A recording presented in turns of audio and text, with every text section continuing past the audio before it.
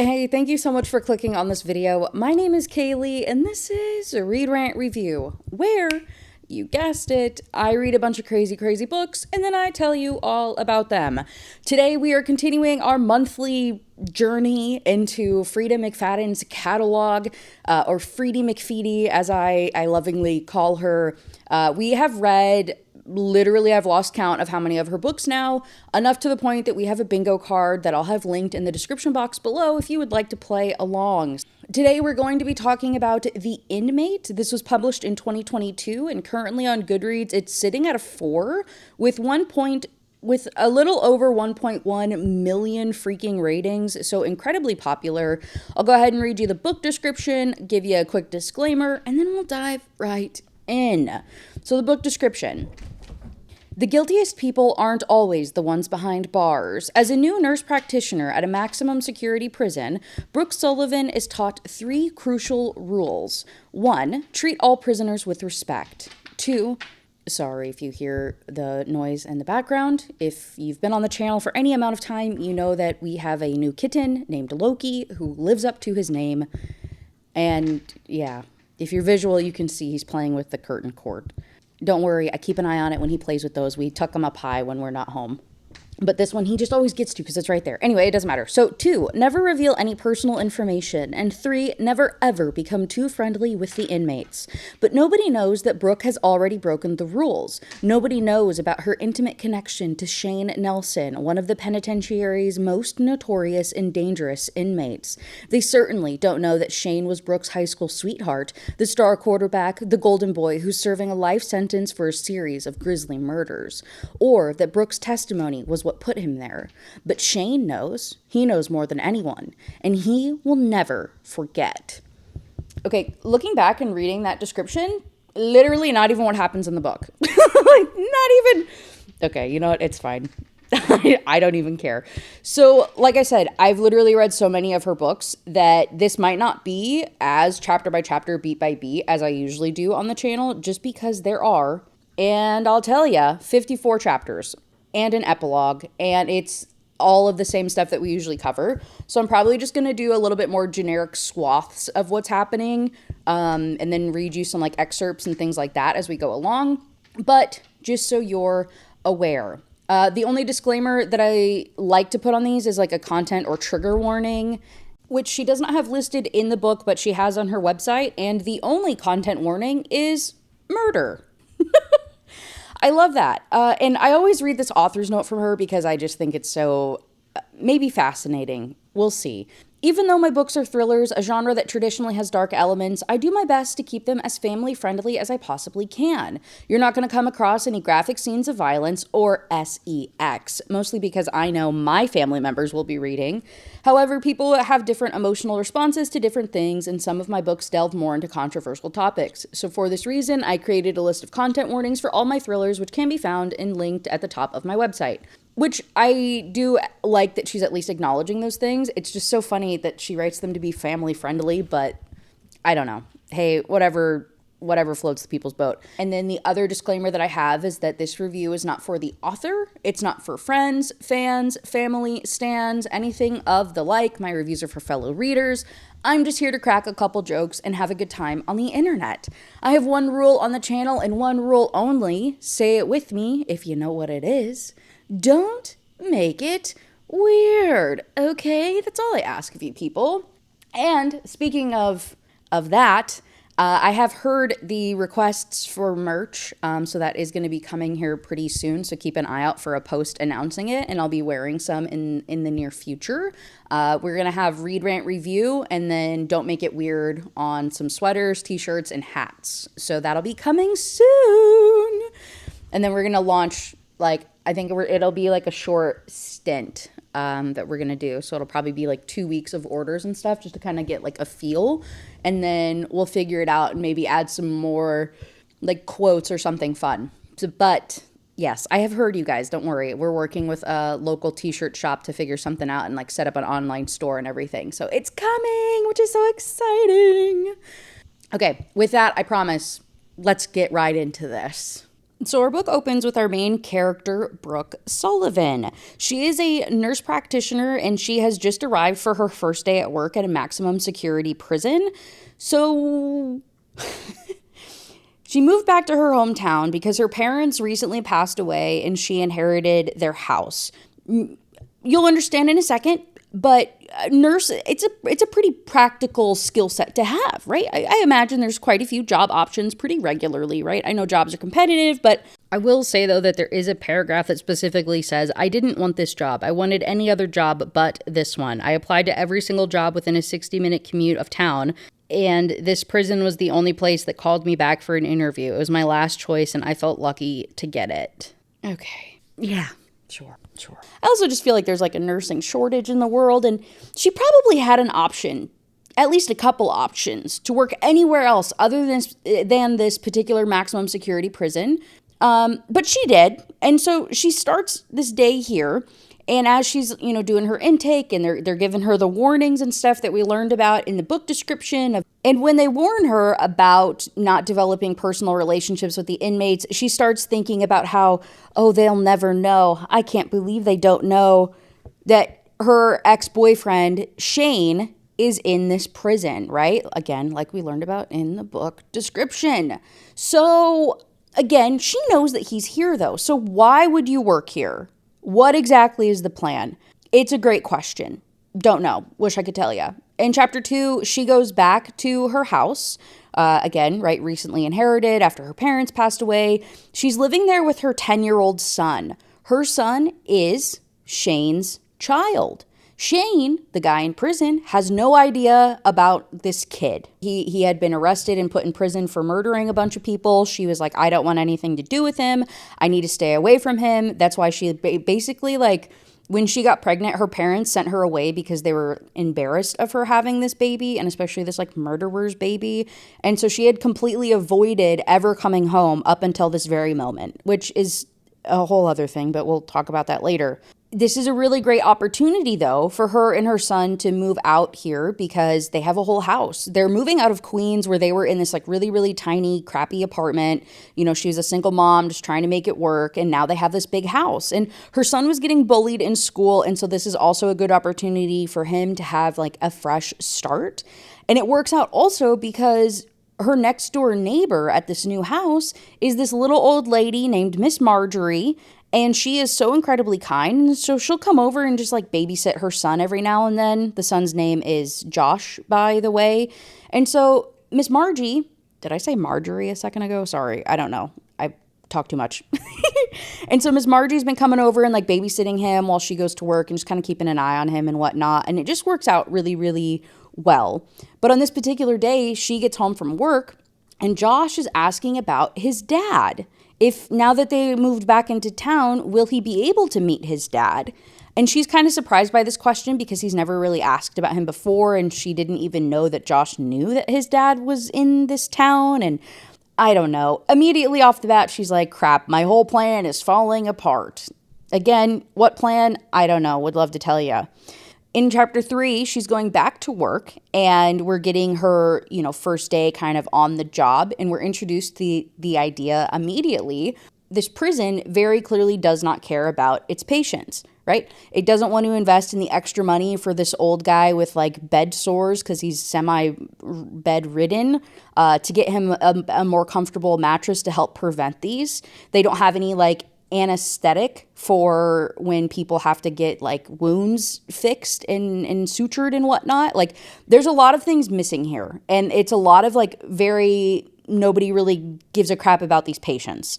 And the previous nurse had been selling or buying or something with narcotics with one of the inmates, and so there's also some like extra sensitivities to that.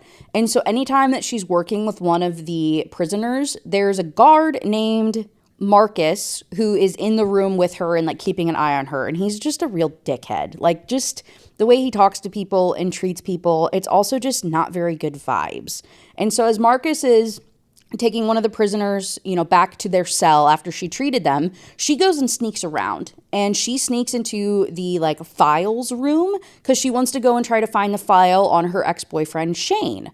and to pull up these records that she needs, is what my note says. And let me look back and see why she was even looking for these, because I don't remember. Honestly, this book is just a bunch of nonsense. This might have been one of the worst ones. The medical records room is located on the left. I've been in there a couple of times today to locate charts since nobody does it for me. I look down at my watch, still another hour before quitting time. Then I look both ways down the hallway. There's nobody here but me. I creep over to the medical records room and use my ID badge to unlock the door. It's a painfully claustrophobic room, packed with as many file cabinets as can be squeezed into this amount of space, lit by a single naked bulb on the ceiling. There's also a stack of files dumped in the corner of the room, the pages spilling out. My boss told me that those are from the inmates who are no longer here. Since most of these men are serving life sentences, I'm guessing that means they're dead. I don't have much time here before Marcus returns. Fortunately, I know exactly what I'm looking for. I make a beeline, she goes over, she finds the chart. I pull it out, my hands shaking slightly. The name scribbled on the tab is Shane Nelson. It's him. He's still here. Not that I should be surprised, since the last time I saw him, he was being sentenced to spend the rest of his life here. I close my eyes and can still see his ruggedly handsome face, his eyes looking into mine. I love you, Brooke. That was the last thing he said to me just a few hours before he tried to kill me. And that's not even the worst thing he did. Okay, so maybe that's all. Maybe she didn't realize he was still here? Okay. Well, that doesn't make any sense, because what do you mean? You were looking for his records to verify he was there, but then the last 3 chapters, all you've been talking about is your personal, intimate connection with one of the prisoners.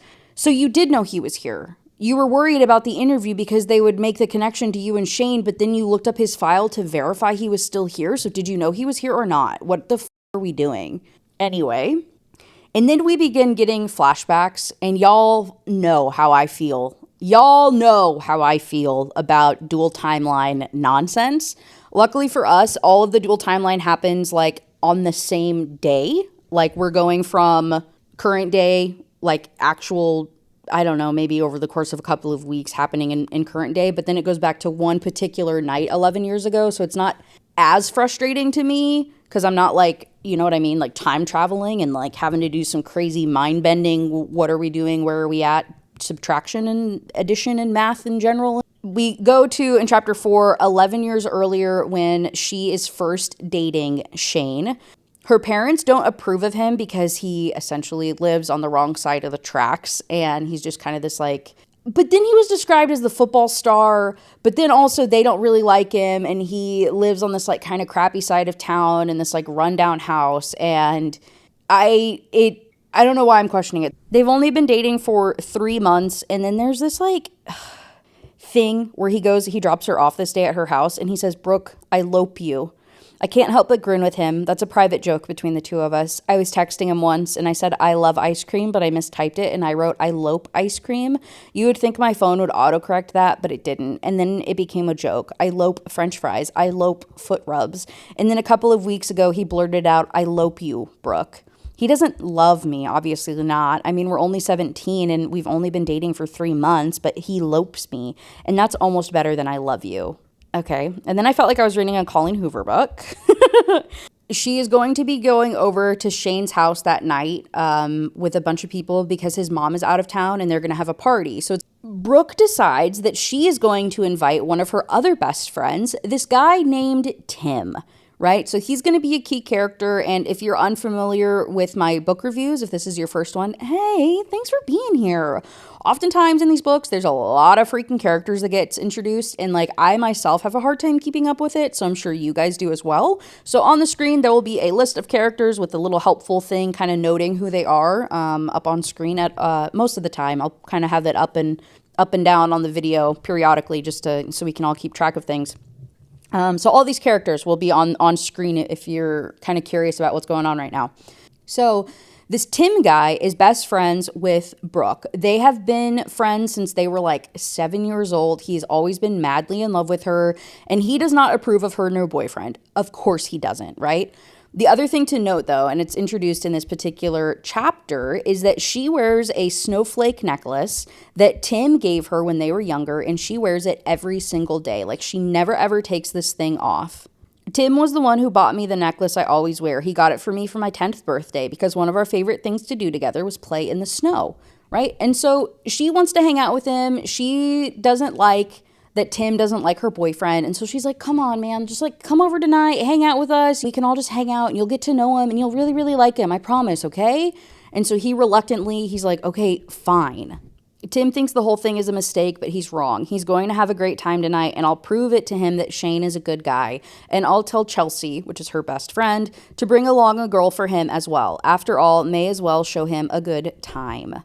We go back into the present with Brooke, and she drops Josh off at school, right? Her son. It's his first day. And as she's going to leave, guess who she runs into?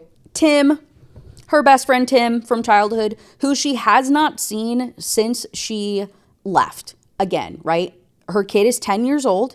Upon her being pregnant, after all of this drama and stuff that happened like 11 years ago, her parents like sent her off, and then she like never talked to anybody back home ever again, including Tim. And so they see each other for the first time, and he's like, oh my God, you're here? I thought that was you. This is so crazy. Like, are you here? Are you working at the school? Because they were hiring a nurse at the school, and he is the assistant principal. And she's like, no, I don't work here. He's like, oh, what are you doing here? And she's like, oh, I was dropping off my son. And Tim says, oh man, I bet that's really hard, you know, having your kids starting their first day of school. It's got to be really difficult. And she doesn't correct him. You know, he's thinking that her son is a lot younger, and she doesn't say anything because it's kind of embarrassing for her to admit that, you know, she had this teenage pregnancy with this killer, right? Like, kind of understandable why you don't necessarily want to, like, come out with this exactly. So, not that you know what I'm trying to say. It's more of who the baby daddy is in the circumstances. But yeah, she tells him that she moved into her parents' house after they passed away. And he's like, oh yeah, I'm living at my parents' house too, but they're just in Florida. And then he asks her to go and get coffee sometime, and she says maybe. We go into chapter 6. She's at work at the prison, and this is where we get introduced to the idea of like just how crappy her boss is and how much they really don't care about the prisoners' well-being and like getting them appropriate medical care, and her trying to stick up for them. And then she's looking at her, you know, files and seeing who the next patient is, and shocker, it's gonna be Shane. Is anybody surprised? Is anybody surprised at all? Chapter 7, we get a flashback to them picking everybody up and going over to Shane's house. Doesn't really mean anything other than the fact that Tim is just giving off like wicked weird vibes. Like, this dude is very clearly obsessed with her, like with Brooke. And the girl that they pick up for him, her name is Kayla, and she's like one of the cheerleaders, and she's really, really cute and very, very clearly has a crush on him, but he doesn't even remember her name. And he's kind of like playing it off and like being all nonchalant and not interested because he is so obsessed with Brooke. Also, they make fun of him because he doesn't bring a bag with him, even though they're sleeping over at Shane's that night, which is also just kind of weird. In chapter 8, we go back to current day. Brooke sees Shane, right? He comes in for his exam and for this stuff because he had gotten beat up, honestly, is what's happening. So he got beat up, and so he's coming to get treated for his wounds, and he's shackled, like on his ankles and on his wrists. And also the guard that's there is, right, the Marcus guy that we talked about, is also like very aggressive with Shane, like very particularly aggressive, and kind of like throwing him around and grabbing his arm and stuff. And so Shane and Brooke, they don't recognize, well, obviously they recognize each other, but they play it off. They act like they don't until Marcus shuts the door, and then they're in there alone, and then they acknowledge each other's existence and whatnot. And they just kind of talk a little bit. And he has this big cut on his forehead that he says he got from running into a fence, but he's getting the crap beat out of him all the time. And it needs stitches. And then this comes into where I had mentioned earlier about how they don't have any like anesthetic or anything. And she calls her boss to ask for some, and the boss says, do it anyway, I don't care. And so now she just has to give this guy stitches on his head with nothing. So she does it. You know, he doesn't really seem like he minds, but he's trying to have a conversation with her to distract from it a little bit. And he says how he's surprised that she came back to town. And so she tells him about how her parents died. And he says, yeah, my mom died too. And she died thinking that I was a murderer, but I'm not. I didn't do it. You have to believe me, blah, blah, blah. She's like, yeah, whatever. And then he asks about her kid because she had made a mistake of saying it to another inmate about having a kid. And then it's like a whole rigmarole goes around the whole prison. Yeah, she did not listen at all to any of the advice given, turns out, during her interview when they told her to not give any personal information. It was literally like the first guy she treated. She told him that she was single. And then like, so freaking dumb. So he asks how old her kid is, and she lies and says that he is 5 years old because she does not want Shane to know that it is his child. Sorry, I keep moving my like microphone around. It is supposed to be mounted to my bookshelf over here, but the little plasticky parts kind of fell off, and so it's all funky now. So I'm just like kind of wedging it into weird places to make it stand. So sorry. Hopefully I sound okay. In chapter 9, the flashback goes back to them arriving now at Shane's house.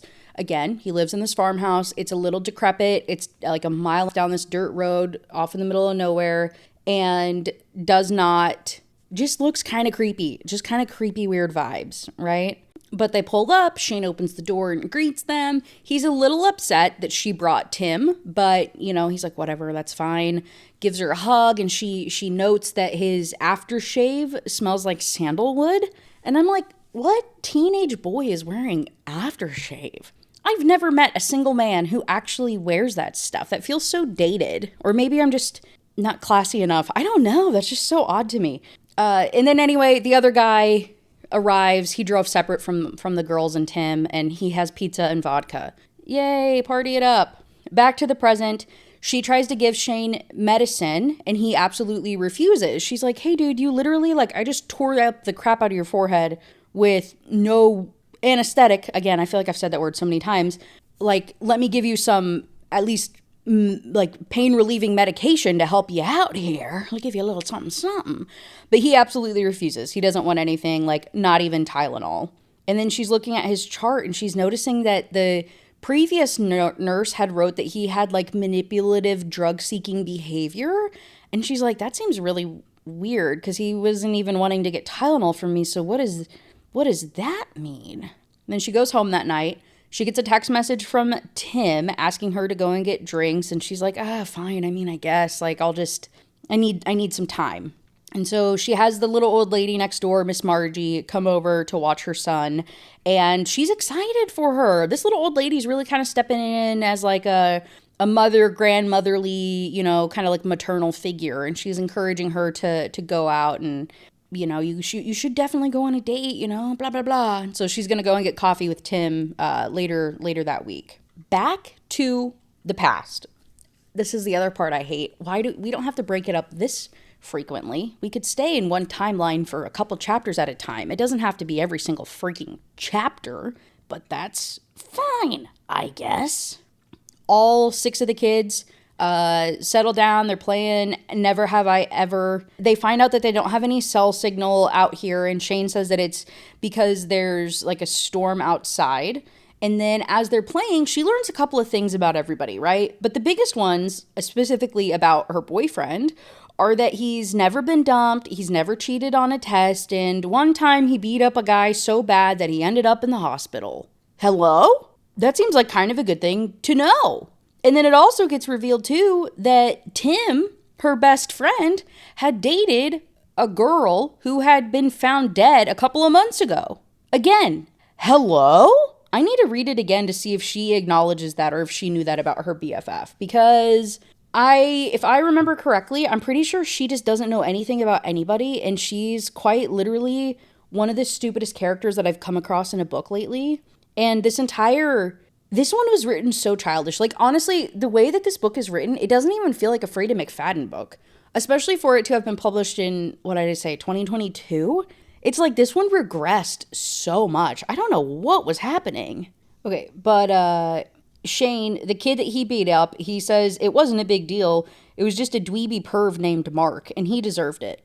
But yeah, apparently he was a pervert, supposedly, and so they beat the crap out of him. And so Tim is the one who asked that question to make Shane admit that he had beat up that guy. And so then Shane, in response, his never have I ever is never have I ever been on a date with Tracy Gifford. Shane is staring at Tim as a bolt of thunder shakes the room. Tim raises his eyes and a look passes between them that I can't quite identify.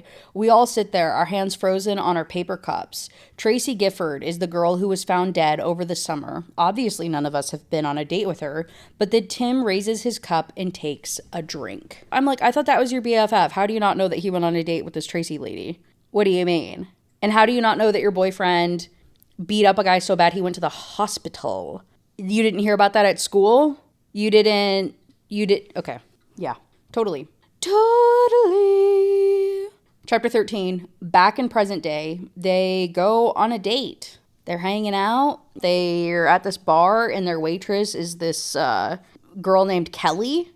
Turns out Tim went on a couple dates with Kelly. Then he and Brooke just kind of catch up about the last 10 years and about, he says how he's always tried to like find her and keep up with her, but has never been able to. And she's like, well, yeah, not surprised by that. She doesn't really have social media. And this, again, goes back to this whole thing of her parents keeping her a secret, during Shane's trial, and also with the whole baby thing. And then it was just something that she just was second nature to her, was staying off of social media and just kind of keeping her life very, very private. Later that week, on Saturday, she goes grocery shopping and she runs into Kelly. And Kelly, who had been on a couple of dates with Tim and was kind of BSing with them the other day, when she runs into her at the grocery store, I wave to her hesitantly. The woman shoots daggers at me with her eyes. I know you. I freeze, not sure how to respond. Does she mean she knows me from when I went out with Tim, or does she recognize me from all those years ago? I hope it's the former. You're the woman who was having drinks with Tim the other night, she says. I let out a sigh of relief. Yeah. She curls her lip in disgust. So what are you, his girlfriend? No, I say quickly. Not that I owe this woman any explanation, but I'd like to get out of the supermarket without her scratching my eyes out with those long red fingernails. Tim and I are just old friends. It didn't look that way to me. It's true. If you want Tim, he's all yours. He told me you had a boyfriend, though. Her face fills with rage. He was talking about me to you? No, not at all. He just mentioned that you went out, but you had a boyfriend, and that's it. Kelly looks completely furious. I can see why Tim wasn't eager to go out with her again if this is how she behaved. Of course she seemed super nice around him. I'm sure if they started dating, she would have kept this side from him as long as she could. Kelly says, Tim brings plenty of girls to the Shamrock. Don't think you're special. What is happening? He does? Internally, she's thinking. She didn't ask that out loud. I don't know why that revelation makes me sad. Maybe I had been hoping the other night was more than just drinks with an old friend. Like I said, it wasn't a date or anything. Kelly narrows her eyes at me, her lips turned down. Do we know each other from somewhere else? You seem familiar. And this is where I would like to say, hey, turns out they were on the cheerleading squad together in high school. You were on the cheerleading squad together in high school. It's been 11 years, but you don't recognize each other? Okay. And then all of a sudden, her eyes widen like saucers, and I realize it's too late. You're that girl. She snaps her fingers. You're Bridget something. You're the one who got Shane Nelson sent to prison. Of course, she'd get my name wrong, but remember the name of the handsome star quarterback perfectly. For a moment, I considered denying the whole thing, but it's futile. She knows it's me. And then she's like, it was total BS. I knew Shane. He was a good guy. He never would have done those things. I don't point out to her that the object of her flirtation, Tim Reese, was even more instrumental in getting Shane sent to prison than I was, but Tim's transgression was more forgivable than mine because he's hot. Anyway, I'm not surprised she's defending Shane. This is nothing new. Plenty of people in Raker, that's the town they live in, especially people who knew Shane well, were furious at me for testifying against him. Shane was a football star and everyone loved him. I had been his girlfriend and people felt I was betraying him. Even if I didn't have to leave for other reasons, I could never have stayed in Raker after what I did to him. But I had to testify. I had to tell the truth about that night to get the monster locked away for good. You weren't there that night, I said quietly. I didn't need to be, she retorts. You got it wrong. Shane was innocent. No, he wasn't. Believe me. Before she can say anything else, I turn my shopping cart and speed walk to another aisle. After everything I've been through, the last thing I need is some scary waitress stalking me in addition to all my other problems. I go through the aisles as quickly as I can, gathering the items from my shopping list, mostly from memory. It's only when I get to the car that I realize I forgot the Lucky Charms. She went there because her son wanted Lucky Charms. The whole reason for the grocery trip is because her son asked for Lucky Charms specifically. But still. I hate this author so much. But yeah, if you're kind of picking up what's going down, whatever happens in this farmhouse, Tim, her best friend, saved her from the monster that was her crazy football boyfriend. I need to look at this and see if she just start school there? I'm so confused. Why are we acting like she's brand new at this school and nobody recognized her and she didn't have any like rapport built in this community? Was she some brand new student to the area? Because I don't think that's what happened, but that's the only explanation for the way that these people are talking about this. No, it literally just talks about her and Chelsea being best friends. Editing Kaylee here, kind of had a realization that I'm also saying this from the perspective that, like, my graduating class had less than 200 people, and, like, all of the towns and stuff that I've ever lived in have had, like, under 30,000. So it might just be a really big high school that I have no concept of where people don't know each other, because everywhere I went, we were all super, super close-knit, and, like, I could name everybody in my class. As I'm recording, or as I'm editing, I'm realizing that's probably not the norm, let alone not the norm in New York. That would mean that she has been in the town for like 10 years. Like,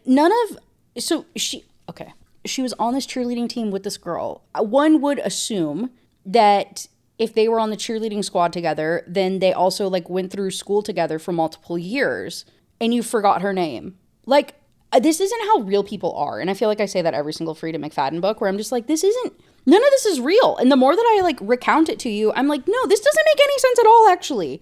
And I'm trying to skip over so much and just go through my little bulleted list that I have to you and kind of like gloss over things because I'm like hoping to make it a little bit more coherent.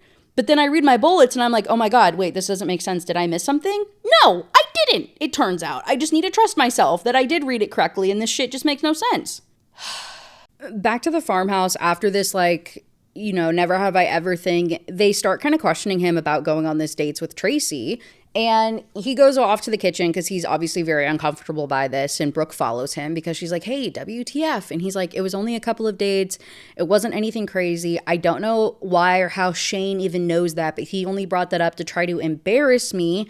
And also, he's not a good person, Brooke. You have to listen to me. Like, you shouldn't be in a relationship with him.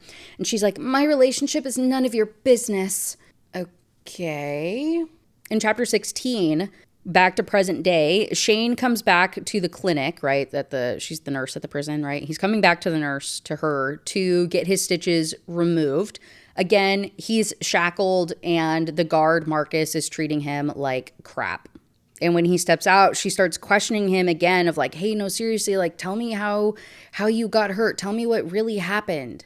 And he again just insists that it's fine. Don't worry about it. I didn't do anything. And then also, hey, no, seriously, you have to believe me. I didn't murder people. I didn't do anything that night. I'm not a murderer. I'm a good person.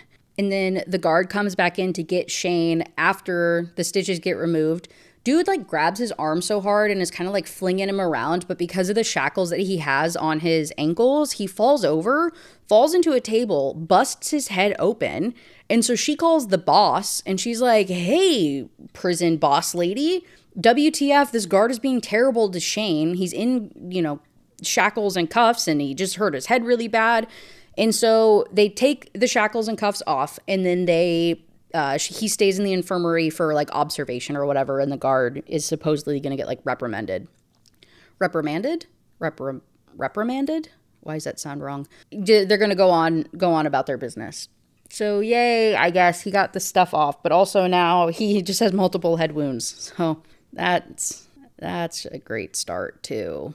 And she just feels so bad for him, and as she's like looking at him being all hurt and how just pitiful that he is in this situation, she's just starting to question herself and question her memories about that night, about the night that she was attacked. Okay.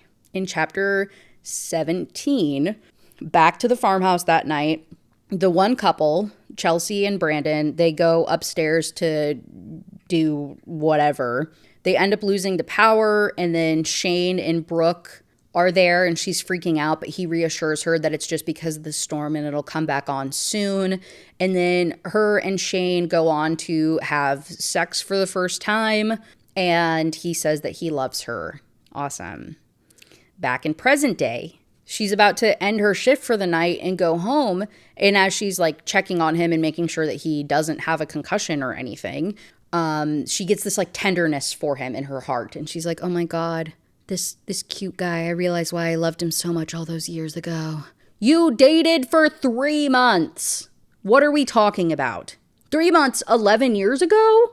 Now, I will admit, if it's like the father of your child, that maybe like, you know, kind of seeing your child's features on this grown man, there would be like a tenderness in that regard of like, oh, my baby, you know what I mean? Like a little bit of like more of like a maternal instinct rather than this like soft spot thing. I don't know. The way it gets described is so odd to me because I'm like, why would you have such a soft spot in your heart for this guy? Like, if not framed in the way of him reminding you of your own child. Does that I don't know. You know what? It doesn't matter.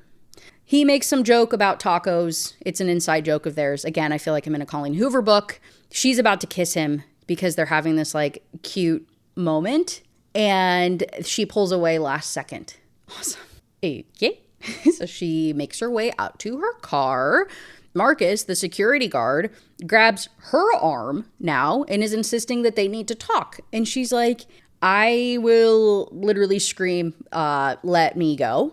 And he's like, no, you don't understand. Like, Shane, you know, I see that you have a soft spot for him and you complained and did all this other stuff, but you don't understand. Like, he is a bad guy. He's this really, really terrible guy. And, you know, he's so manipulative. He's the reason that the last nurse got fired because he talked her into bringing drugs in for him. What do you mean? That doesn't sound very good. Say that they need to go somewhere to talk and she thinks that he's just trying to go on like a date with her. She just blows him off. Okay. But also, if it was a very specific inmate, I mean, I guess she saw it in the nurse's note, but if it was a specific inmate that they knew was like causing all this trouble, you would think that the boss would give them a heads up of like, hey, you need to be particularly careful of like X, Y, and Z. But maybe they didn't want to create bias in the way that she treated patients. I don't know. None of this seems right. But she goes home that night and she's trying to sleep and she can't. And so she's just reflecting on her life and how she ended up in this current position. Part of that is thinking about her parents and how after she left, I'll just read it to you. I have the quote. All I knew was that I wanted the baby and I would do anything for my unborn child, including agreeing to live with a relative in the city. Again, they're in like upstate New York. And so she went out to New York proper, like New York City proper, with this relative because every single book happens in New York.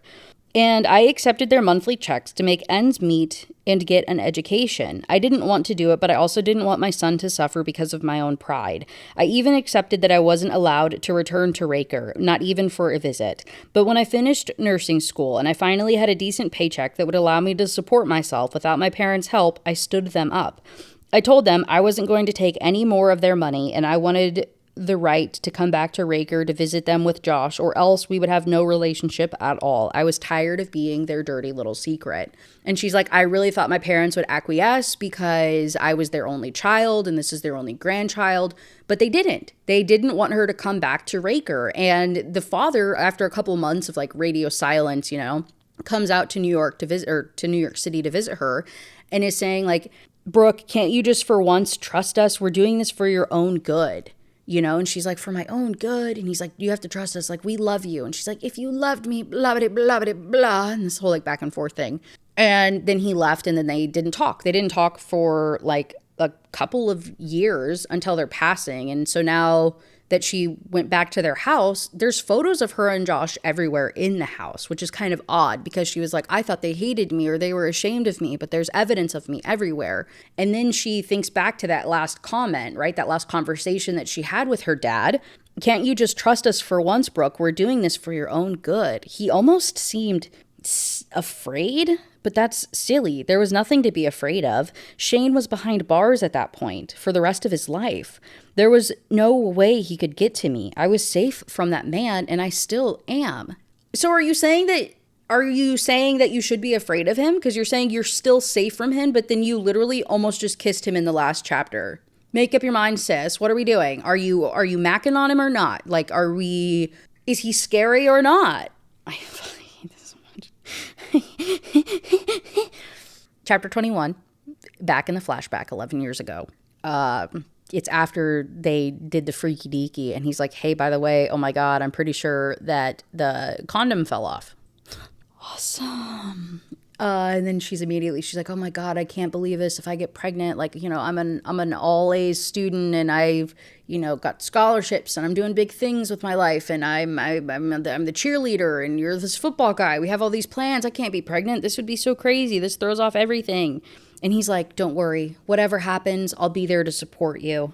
And this surprises her so much because she knows that her parents would not be accepting of her having a baby at this age, right? She knows that her parents would want her to terminate the pregnancy so that she could continue on this like projected life path of hers, and to not like, you know what I mean, not to divert from it in any way.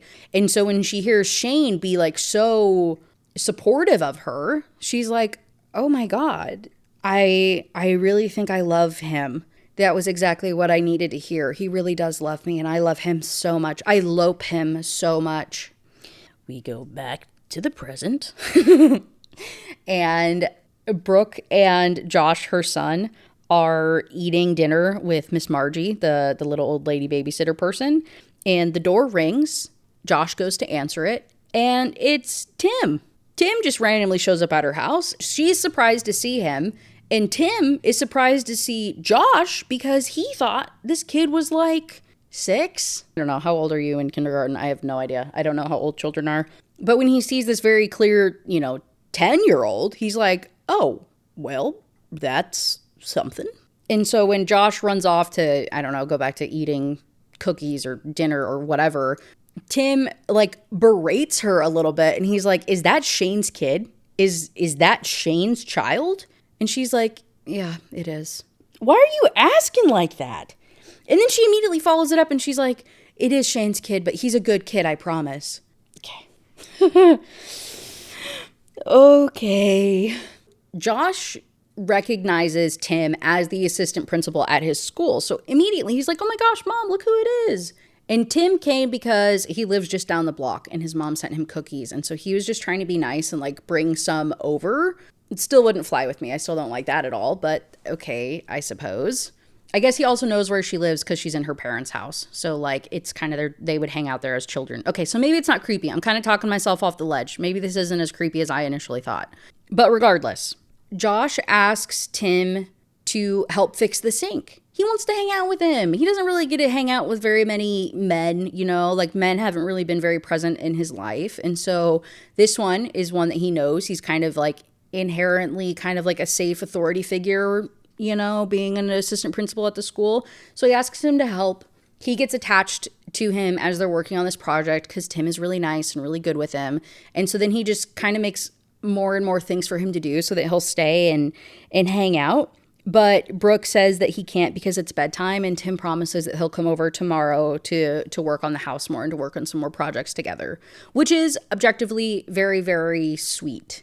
In chapter 23, 11 years ago, the drama finally begins. I say as if we didn't just have this whole pregnancy potentiality thing happening in the last chapter. Ignore that. They go to sleep. They went to sleep with her just accepting that if she's pregnant, she's just going to have a kid, which is just wild to me of just a 2-second decision and happily ever after. And they love each other so much, but that's fine. They fall asleep. They wake up to Chelsea, her best friend, screaming her name, right? Screaming for Brooke. They rush downstairs to her. Across the hall, Tim and Kayla come out of the other room, and they also rush down the hall and down the stairs. They find Chelsea on the front porch, huddled over her boyfriend Brandon's body. He has been stabbed to death and very, very clearly dead. And so she starts freaking out and saying that they need to go. They need to, call the police. There's still no cell phone service. They run inside. They try to get on the landline, but there's no service there either. And he says, Shane, he's like, yeah, power gets cut with storms like this. Sometimes the lines go down. I don't really know. Like, we just can't do that. And so Chelsea and Kayla, the other girl, they're like, oh my God, like somebody here is a murderer. Like one of you are murderers. And they look at like Tim and Shane. But then I'm like, but Tim was in the room with Kayla okay, that's fine. You know what? Whatever. And Shane was in the room with Brooke. But okay, yeah, that's fine. Whatever. Kayla and Chelsea throw their shoes on to try to get in the car because they're just going to go and drive until they have cell phone service. Shane keeps trying to stop them to have a conversation. And they're like, why don't you want us to leave? Like, you're being really weird about this. So he lets them go. They get in their car and they realize that all 4 tires have been slashed. So that makes them freak out even more. Kayla tries to book it into the woods because she's like, okay, now I definitely know something's happening. Slips in the mud. Tim rushes over and picks her up and tells her to at least go inside so they can be dry until they get service again to be able to call. Okay, so they go back inside. She continues to freak out and be like pissed off. Not like pissed off, but just like angry at their reaction and how like flippant that they're being, that there's a literal dead body on the porch. And so she rushes upstairs and slams one of the bedroom doors because she's like, y'all are not going to get me. And at this point, we are 44% of the way through the book. In chapter 24, present day, she goes back to work. Shane is still in the infirmary, right? It was for like the overnight thing after hitting his head. And so she's checking and doing another like neurological exam on him, making sure he's good, and offers to give him medication again. He again refuses. She's thinking and reflecting on this drug-seeking behavior comment and how that couldn't have been correct. And then as she's going to leave, he says, hey, I would really hate myself if I didn't say this to you, but you need to stay away from Tim. Okay. How would he know that she's talking to Tim? Why would he assume that he was talking to Tim? He's been in prison for 10 years. Is he keeping tabs on Tim? How does he know that Tim is even still in the same city? How would he know that they're talking? Weird. Or is he just saying it just to say it to her? Weird. Chapter 25, back in this flashback, Chelsea doesn't want to leave her boyfriend on the porch, like his body there. And so they go inside. Shane goes inside to get a blanket to at least like cover him up and stuff. And when they go in there, she's wondering out loud if one of the boys could make it to the main road to like go and flag somebody down. And Shane pushes back about how like, no, we can't, because if there are power lines down somewhere and it's dark outside, like we're not going to see it and it's just more dangerous. We'll just have to wait until daytime to be able to do anything. Again, kind of weird, but okay, sure, I guess. So Chelsea pulls Brooke aside and she's like, hey, seriously, I'm pretty sure Tim or Shane killed Brandon. Like, I'm pretty sure one of them did something bad. And she's like, I mean, why would they though? We were upstairs like sleeping. They were both upstairs with me. Like maybe it was just like some random drifter. Like maybe it was just some random criminal person in the woods. Like we don't know any different. And then Chelsea starts to have a panic attack and Brooke is calming her down. And so Tim is in the house with them alone because Shane went out to try to go a little bit further into the yard to try to see if he could get some cell phone signal. I don't know. And then they're in the kitchen and they look over and they realize that there's no knives in the knife block. Awesome. Awesome. All the knives are missing. This is so great.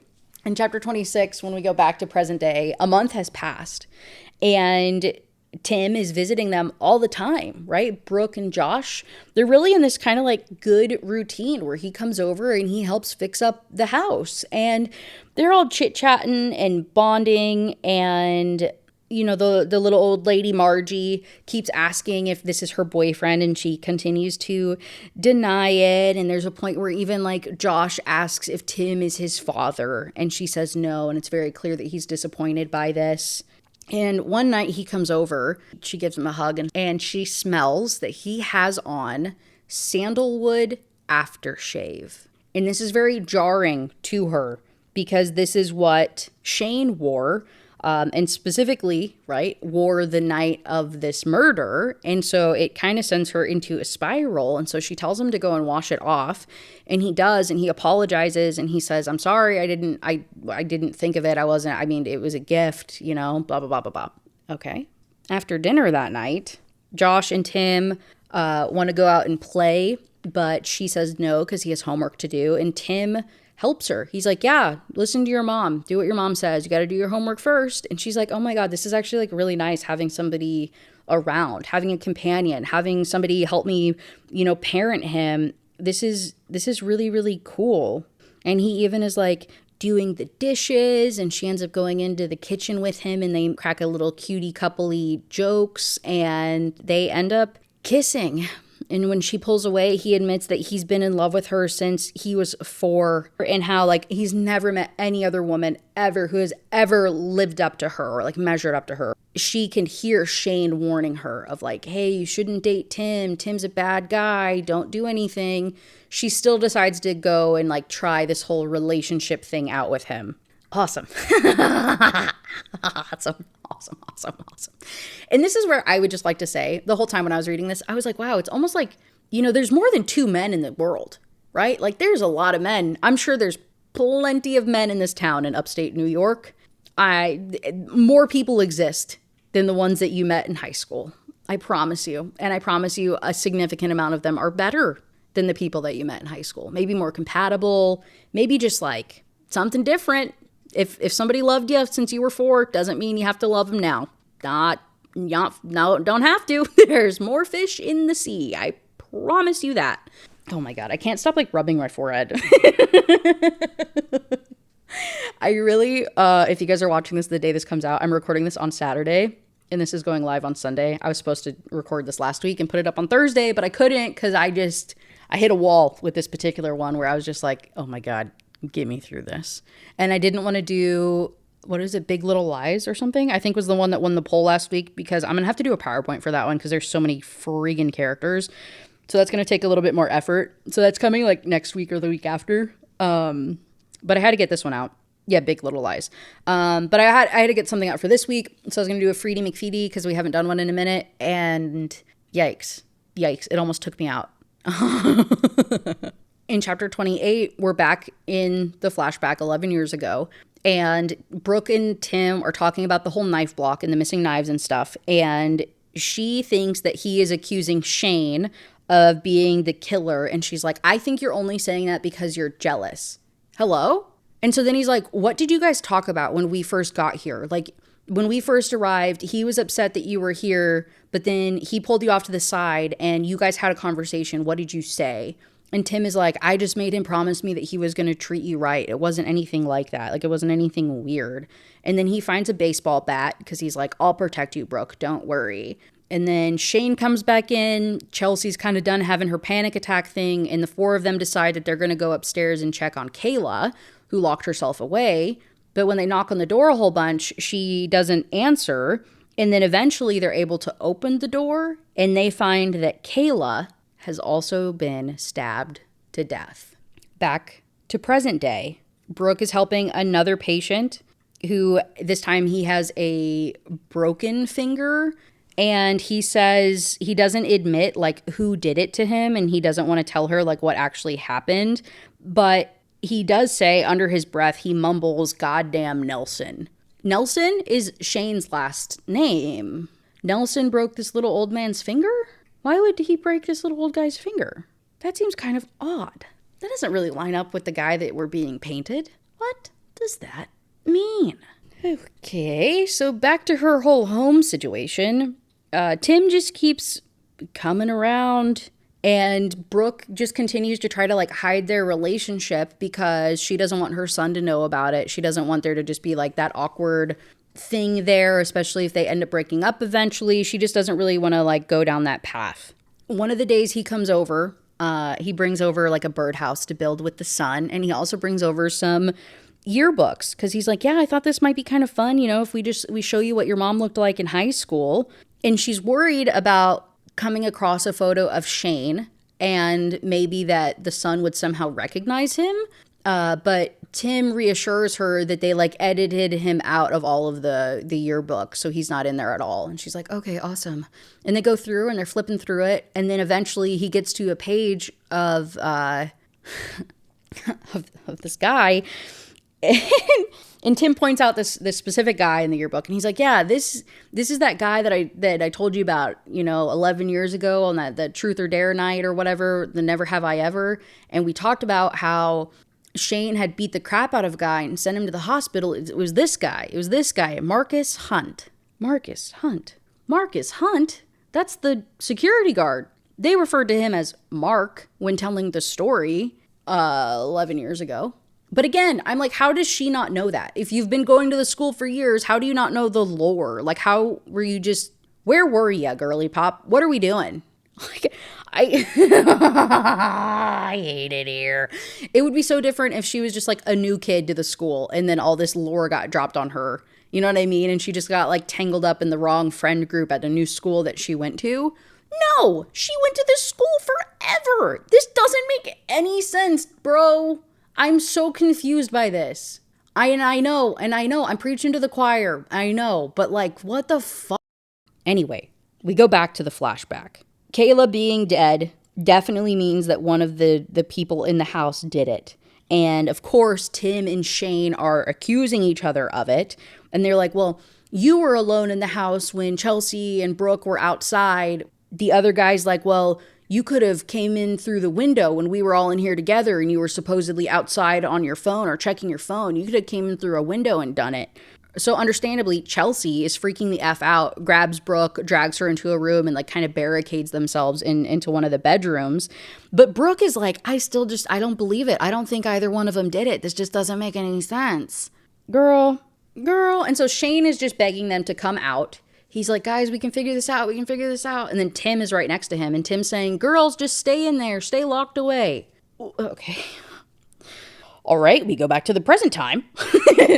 And she's at work. And she, after learning about Marcus Hunt and this being the guy from the school that got beat up, she confronts him and she's like, hey, that's why you're being mean to him, because he beat you up in high school because you were being a pervert. And then now you're taking it out on him because now you're in this place of power. And he's like, I can do anything I want to him. I can hire people, or I can like incentivize other inmates to beat him up. I can put him in isolation. I can do anything that I want. And she gets like really, really pissed off and like protective. And she's like, you better stay away from him and keep your hands off of him. And then he's like, turns it back on her. He pushes back and he says, I don't think you're in any position to be making demands. You're the one who took a job where one of your patients is a man who tried to murder you. What do you think our boss would say if she knew about that? In fact, if you want to keep this job, maybe you should think about making some time to grab that drink with me after work. Ew. And then she says, actually, I have a boyfriend. You mean Tim Reese? He laughs. Come on, the guy's at your house every night. You don't have to be Sherlock Holmes. What? I can't believe my ears. I'm suddenly incredibly sorry that I started this conversation and even sorrier that we're alone in this room together. You're spying on me? He shrugs. I drove by your house a few times. I recognized Tim from high school, a boring but safe choice. Also, I find it kind of interesting that you have a kid in 5th grade. You're kind of young to have a son that old, aren't you? Who were you dating 10 years ago? Anyway, I bet Nelson would be really interested to hear about that. I'd sort of like to see the look on his face. Please don't tell him, I gasp. Don't worry, Brooke. Your secrets are safe with me, but you better be a little nicer to me for starters. From now on, you can bring coffee to me every morning. Okay. Okay. Awesome. I love it here. I love it here so much. I love it here so much. So I finished reading, and would anybody be surprised if I told you that it just gets significantly worse? Like, significantly worse?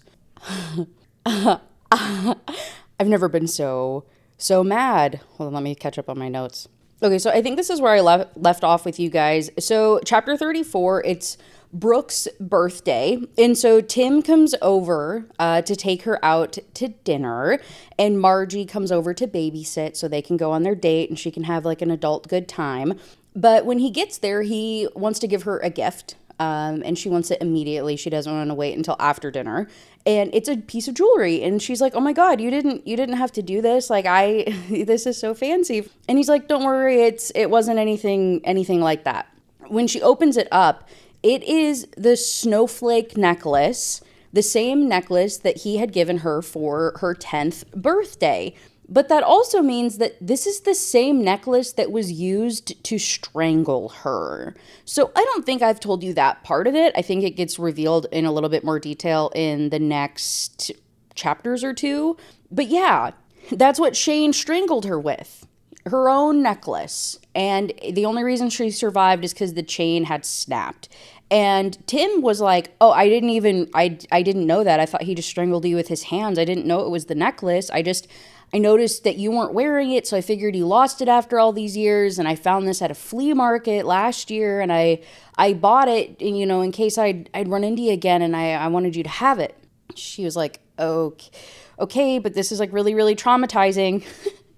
And so she goes to the bathroom and freaks out a little bit and has to collect herself. And while she's in there, she's like, there's no way that Tim doesn't know that I was strangled with the necklace. It was in my testimony. Like, I talked about it pretty extensively during the trial. Like, how would he not know that that was the, like, attempted murder weapon, right? But she forgives him. She forgives him, like, almost literally, quite literally, immediately. I hate this. She forgives him immediately. They go on their date. Everything's cool. But that night when she returns home, she looks at the necklace closer, right? I look closer at the necklace and notice something else that makes my heart stop. The second spoke on the snowflake is missing a diamond from the edge, exactly like the one that I used to wear. This necklace is identical to the one that I wore in high school, and it has the exact same defect in the exact same place as that necklace did. Is it possible that it's the same necklace? I never found out what became of that necklace. After it broke, I never saw it again. I had assumed the police kept it as evidence, but maybe they didn't. Maybe somebody else had it this whole time. Tim claimed that he got it at a town flea market. A flea market? What flea market is he talking about? I've lived in this town since I was a baby, and I never once heard about any sort of flea market. Was he lying? And then she's remembering Shane telling her to stay away from Tim Reese. He's dangerous. Is it possible that Shane was telling the truth about that night? Is it possible he wasn't the one who tried to strangle me with that necklace? I never got to look at his face. The only person who testified with absolute certainty that they saw Shane with a knife was Tim. Even though my testimony was damning, Tim was the one who put the final nail in his coffin. What if Tim was lying about everything? No, I can't think this way. Tim is my boyfriend. I've known him my whole life. He's a good guy. He wouldn't lie, and he sure as hell wouldn't kill anyone. I know it better than I know my own name. But then how did he get that necklace? How many times is necklace said? My favorite game to play. 58 times? It said 58 times. In this particular chapter, 2, 4, 6, 8, 10, 12, 14 times. Yeah. Holy fuck. That's wild. And then the next chapter opens. Tim and I have made up since the night of my birthday. He came by the next evening with a bunch of roses and a pair of beautiful earrings. We never discussed the necklace again, but I did do one thing he asked. A few days ago, I scheduled an interview with that primary care practice. He was right. Working at a maximum security prison isn't exactly my dream job. And at the very least, the primary care practice is much closer. If I quit my job at the prison, I'll never have to see Shane again. It will be a relief. Mostly. Because Tim was like, I won't say bullying her, but pressuring her when he like found out what her job actually was. And he was like, hey, WTF, like you're really going to be there? Like Shane is there. Isn't that horrifying for you? What if you have to deal with him? And she lied to Tim and like reassured him that she had never actually had to work with Shane. And I'm just like, why? Like, why and what are we doing? But we go back to 11 years prior, right? She and Chelsea are barricading themselves in this room. It's just the two of them there. They're having this back and forth, and she is in complete denial. She's like, there's no way either one of them could do this. Like, Tim's wouldn't be possible with to be able to do this, and I was with Shane. And Chelsea's like, dude, it could have been Tim. Like, he's madly in love with you. What do you mean he's madly in love with you? We're just friends. And she's like, are you stupid? You think you're friends. He loves you. He's really frustrated by that. Maybe he's taking revenge out on everybody for, like, I don't know, supporting you and Shane being together. And then Brooke is like, well, maybe you're the killer, Chelsea. You're the one that was out on the patio with him, and then you were alone having your panic attack. You might have gone up and killed Kayla. I don't know what you're capable of. And so then they end up getting in a fight. She kicks Chelsea in the chin. That'd be crazy. In the shin. And then like pushes her out of the way so she can get past the barricade and go running down the stairs to go and find Tim and Shane. Zero survival instincts, by the way. Absolutely, like not a singular bit of survival instincts.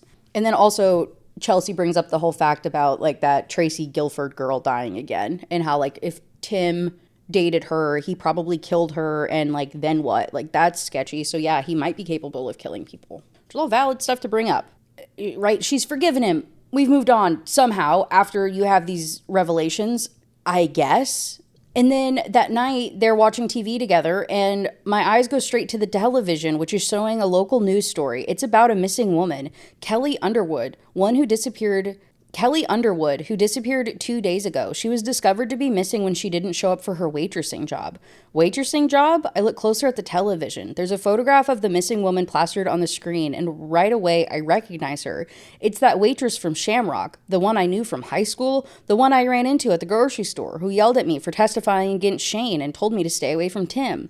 Tim is also staring at the television screen. His eyes widen when they show the photograph of Kelly. His fingers grip the edge of the sofa, his knuckles turning white. Isn't that the waitress from Shamrock? I say as casually as possible. Is it? Maybe. I haven't been there in a long time, not since we went together. Like, a month ago? You're not sure? Didn't you say you went out with her? No, he says. I mean, barely. We got a drink together when she was done with her shift. That's it. It was nothing. And she's thinking, I'm pretty sure he told me that they went on 2 dates. 2 days ago, when Kelly went missing, she's like, was Tim here that night? I can't remember. Fortunately, Kelly was extremely active on social media, unlike me. She has plastered photographs of herself all over the internet. I look back on her various social media feeds, searching for anything that jumps out at me. Finally, I spot a post from the beginning of the summer. Fact, assistant principals are good kissers. Good kissers is in all caps, and there are 7 exclamation points. Okay. And then she's like, why? He definitely went out with her, right? Like, he must have been playing it down, like they kissed. Surely she's not just going out on dates with any other random assistant principals. Like, why would he lie to me? But I can't really blame him. I'm sure he's not eager to talk about a waitress he went out with before we were together. You guys also went to high school together. Why are we talking like this? And after what happened with that Tracy Gifford girl, he would rather not associate himself with another missing girl. It doesn't mean he's responsible. Hell, Kelly probably just took off somewhere without telling anyone. She's probably fine. I'm sure of it. I literally feel like I'm losing my mind. In chapter 38, we get the flashback to 11 years earlier. Brooke runs her way outside of the door, right? She's feeling around. She gets down the stairway. At the bottom of the stairs, she trips over something, and she's like, oh my God, I'm pretty sure that was a body, especially because when she falls down, she falls into a pool of blood, a puddle of blood. And then as she's like processing, and she's like, oh my God, I should be upstairs. Like, I need to go, and I'm so stupid. She feels somebody like on top of her and twisting her necklace around her neck, like to choke her out with it and, you know, kill her with her necklace. Don't look at me like that. I don't know. Back in present day, Shane comes back to visit her at work because now he has been beat up yet again. And he's pretty sure he has a broken rib, and she's trying to console him a little bit. And she's like, hey, seriously, are you going to admit who did this to you? Are you going to say what's going on? And he says no. And she's like, you know, last year when my son was in 4th grade, he had these bullies. And then she stops because she realizes what she just said. And Shane realizes what she just said. And he's like, I thought you said your son was in kindergarten.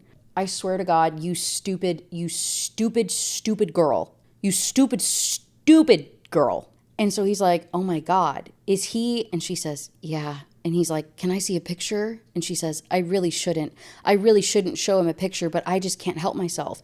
And then she shows this man photos of Josh. I'm swinging on everybody. We go back to the flashback before I completely lose my mind. She can't see the person who's choking her out because, again, power's out. It's like completely pitch black. But she does smell the sandalwood aftershave that Shane was wearing.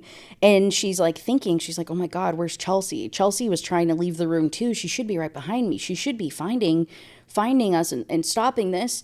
And all of a sudden, like, the necklace snaps, like the chain snaps. And so then she falls forward or back. Don't look at me. I don't know. The dynamics, don't know. Physics, never heard of her. Thing happens, the necklace breaks, and so the person that was like trying to kill her like kind of like jerks forward and loses their balance a little bit. So then she uses that moment to kick them in the balls. But it's just black. How do you know where their balls are? Okay, it's fine. And then she scrambles away, runs out of the place, and begins like bolting down the driveway to try to get to the main road. And then she hears somebody like calling after her, but she just keeps running because she's like, I'm not going to survive this if I stop. And then immediately she's like, oh my God, there's headlights. I can see them. And she runs to them. And she gets there. And then this guy in this truck, picks her up and stuff and is appalled by her being covered in blood and takes her to the hospital and everything's fine. And she's like, I'll never let Shane get away with this.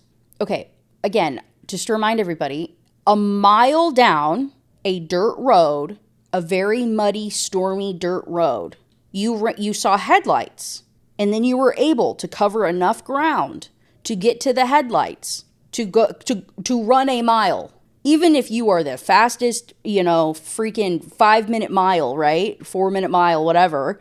You're telling me the car would not have gone by then? You're telling me that the car would not have gone by then. Okay. Yeah. Back to the present.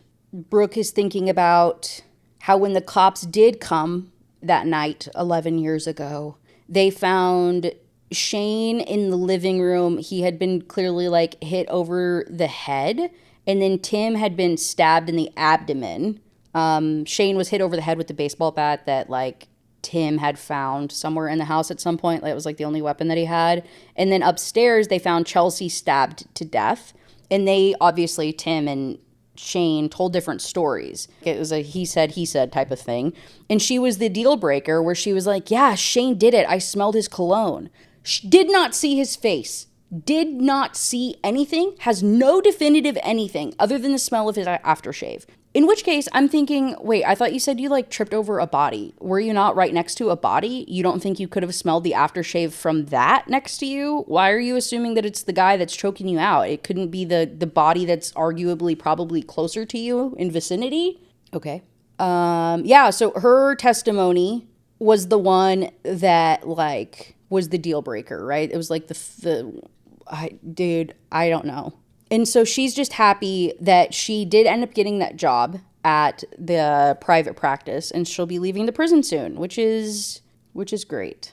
The interview went really well, and they even apologized for not responding to my first request for an interview when I was sending my resume all over town. Apparently, some disgruntled patient had called and warned them about me. I felt terrible that a patient disliked me enough to do that, but I tried to put it out of my head.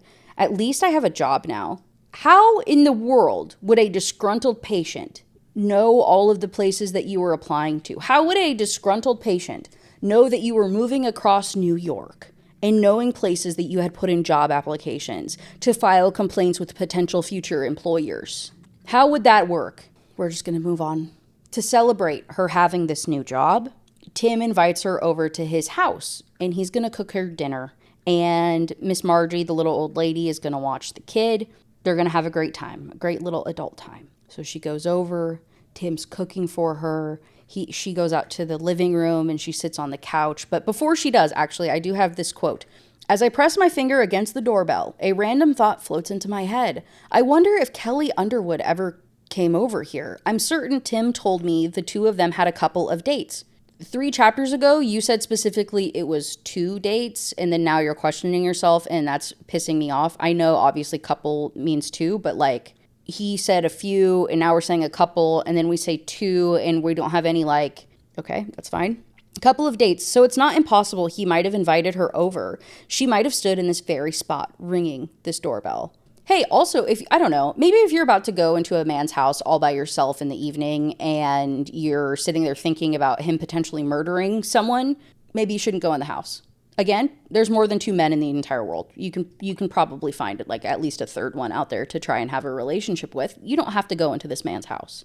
But she does, and he's being really, really kind, but she's a little off-put, and she goes in the living room while he finishes cooking, but there's like something weird behind her when she sits down, and so she like reaches behind her, and under the cushion, or behind the cushion rather, there's this like green silk scarf, and it smells familiar, and she can't put her finger on it. And so then she asks him, she's like, hey, is this, like, whose is this? He's like, oh, it's not yours? No. He says, oh, well, I don't know, maybe it's my mom's. Again, they're in his parents' home. Like, it would make sense if it was his mom's. And she's like, oh yeah, of course. Oh, silly me, thinking Tim's cheating on me. Of course it's just his mother's. Oh, okay. Yeah, totally. Totally. And so then for dinner, he's again finishing cooking and he's like, hey, you seem a little weird tonight. How about you go downstairs to the wine cellar and go get us a bottle of something nice. She does. She goes down there. She picks one out. Takes a little while. And then just as I'm about to go back upstairs, I notice a gray tarp rolled on the floor of the basement in the corner of the room. I hadn't noticed that tarp the last time I was down here looking at the wine collection. What is Tim doing with a giant tarp?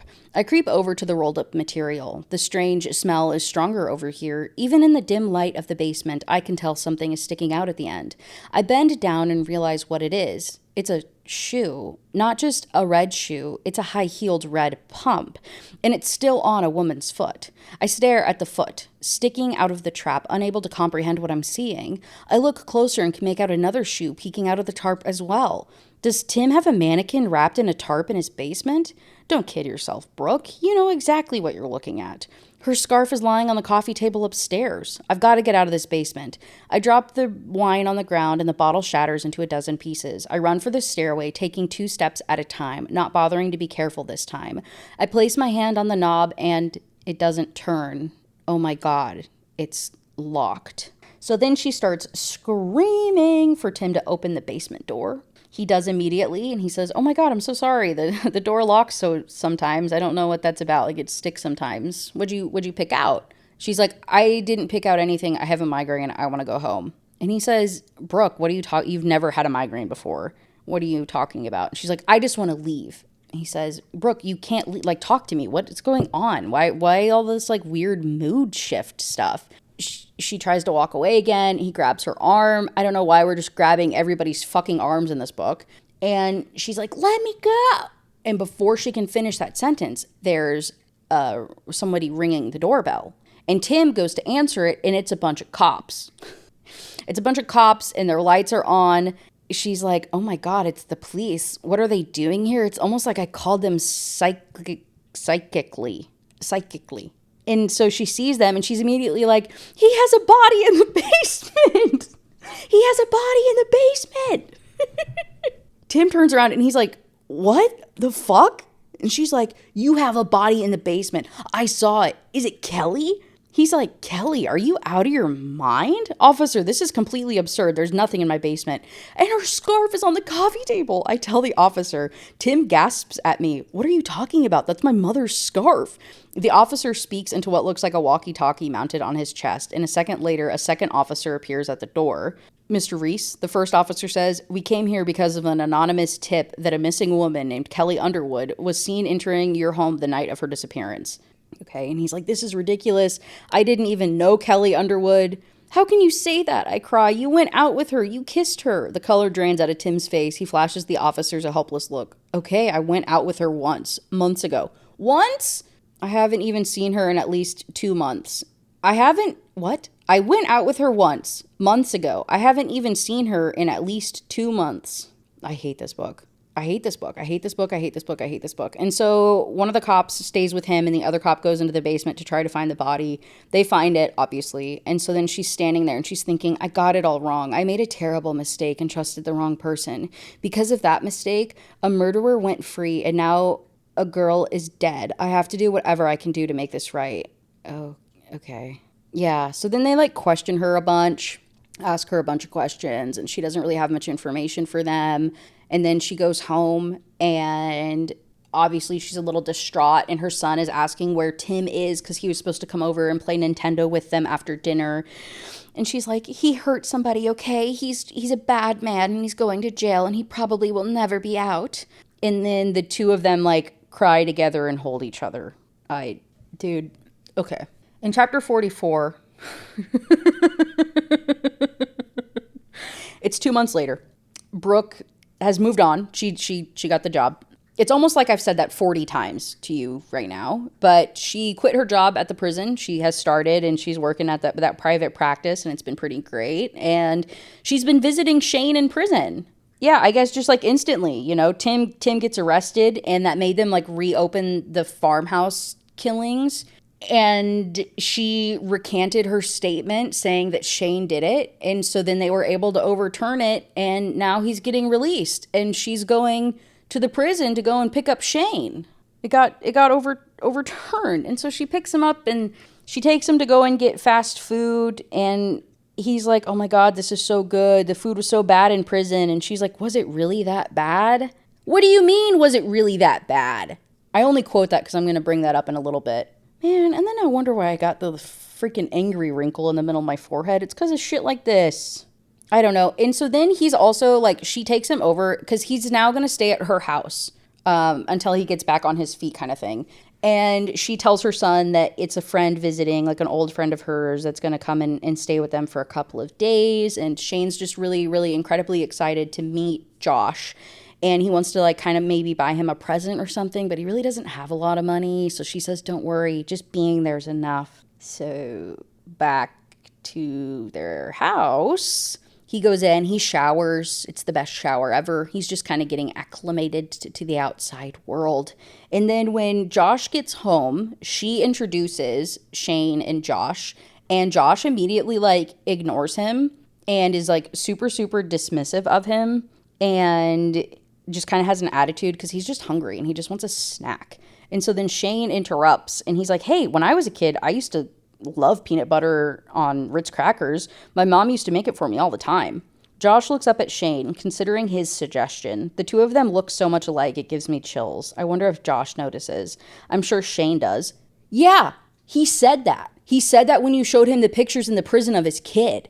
Okay, Josh says, I'll have that. Thankfully, we have both Ritz crackers and peanut butter in the pantry. I think Margie uses them for snacks. Awesome. So then they get to hang out and eat Ritz and peanut butter together and hang out on the couch. And Josh is not knowing he's meeting his dad, but he's finally meeting his dad. They continue to like play video games and just kind of hang out, vibe, you know. And Brooke is in the kitchen contemplating her life and how she got here and how crazy it's been. And she gets a phone call. And she picks it up for some reason. There's like a whole paragraph talking about how she refused to answer the phone for weeks after Tim's arrest because it was a bunch of reporters wanting to get information about what happened 11 years ago and about like how could you fall in love with a murderer, or it was the haters. Yeah, literally she says the haters would call her about falling in love with a murderer and a bunch of nonsense. But for some reason she picks this one up. I don't know. And it turns out it's Tim's mom. And Tim's mom is like, hey, you know he wouldn't do this. You knew him better than anybody. You guys were best friends for literally your entire lives. Do you really think that he would have killed that girl? And she's like, there was a body in the basement, ma'am. You don't understand. Well, someone else must have put it there, is the mom's reply. Middle of her conversation, Shane walks in the room and he mouths. He's like, who is it? And then she's like, I'm not going to see Tim in prison, okay? I'm not going to talk to him. And then Shane yoinks the phone out of her hands, gets on the phone, and he says, don't call this number again. Blah, blah, blah, blah, blah. Hangs up on her. Awesome. Awesome. And then there's this very interesting conversation where Shane then says to Brooke, of like, you know, that's wildly inappropriate for the mom to call you. I think that's absolutely crazy. That's like so gross. And she's like, well, to be fair, I look up at him. Your mother called me when you were on trial and said almost the exact same things. Right, but I was innocent. I'm sure Tim's mom thinks he's innocent too. Oh, please. Now that I'm off the phone, he fills his glass with water right to the brim. She knows the truth. How could she not know? She raised him after all. Don't you think if Josh was a killer, you would know it? It's funny, because when I believed Josh's father was a murderer, I was always watching my son for sociopathic tendencies. If he had shown any at all, I would have jumped all over it. But Josh was a good boy. Still, kids change after they grow up. Will I know him when he's 30 as well as I know him at age 10? I don't know, I finally say. He rolls his eyes. Don't be naive, Brooke. Tim's mother isn't looking for the truth. She's just looking to get her son off the hook. You can't let that happen. He's right, of course. Mrs. Reese would do anything it takes to get her son acquitted, but it's going to take a lot more convincing me. But it's going to take a lot more than convincing me. Convincing you? Convincing you that he's innocent? Convincing you of what? I understand what she's trying to say, but like just to leave that sentence ending in that way, I feel like we're missing a whole part of that sentence, you know? Be clear to your readers. Good freaking God. So they continue hanging out, right? At the house. Shane and Brooke and Josh, and it's a family thing. And so they decide to have family dinner. She orders some pizza, it gets delivered, they're hanging out, and then Shane makes a comment about how he had talked to his lawyer and his mother left him the farmhouse. And he wants to go out and go and see it. And how he's going to move out of the house and go and live in it. It'll probably just need a little bit of fixing up or something. Okay. So she's like, okay, cool. I don't want to go to the farmhouse though. And I'm kind of surprised he would want to live there where all those murders happened.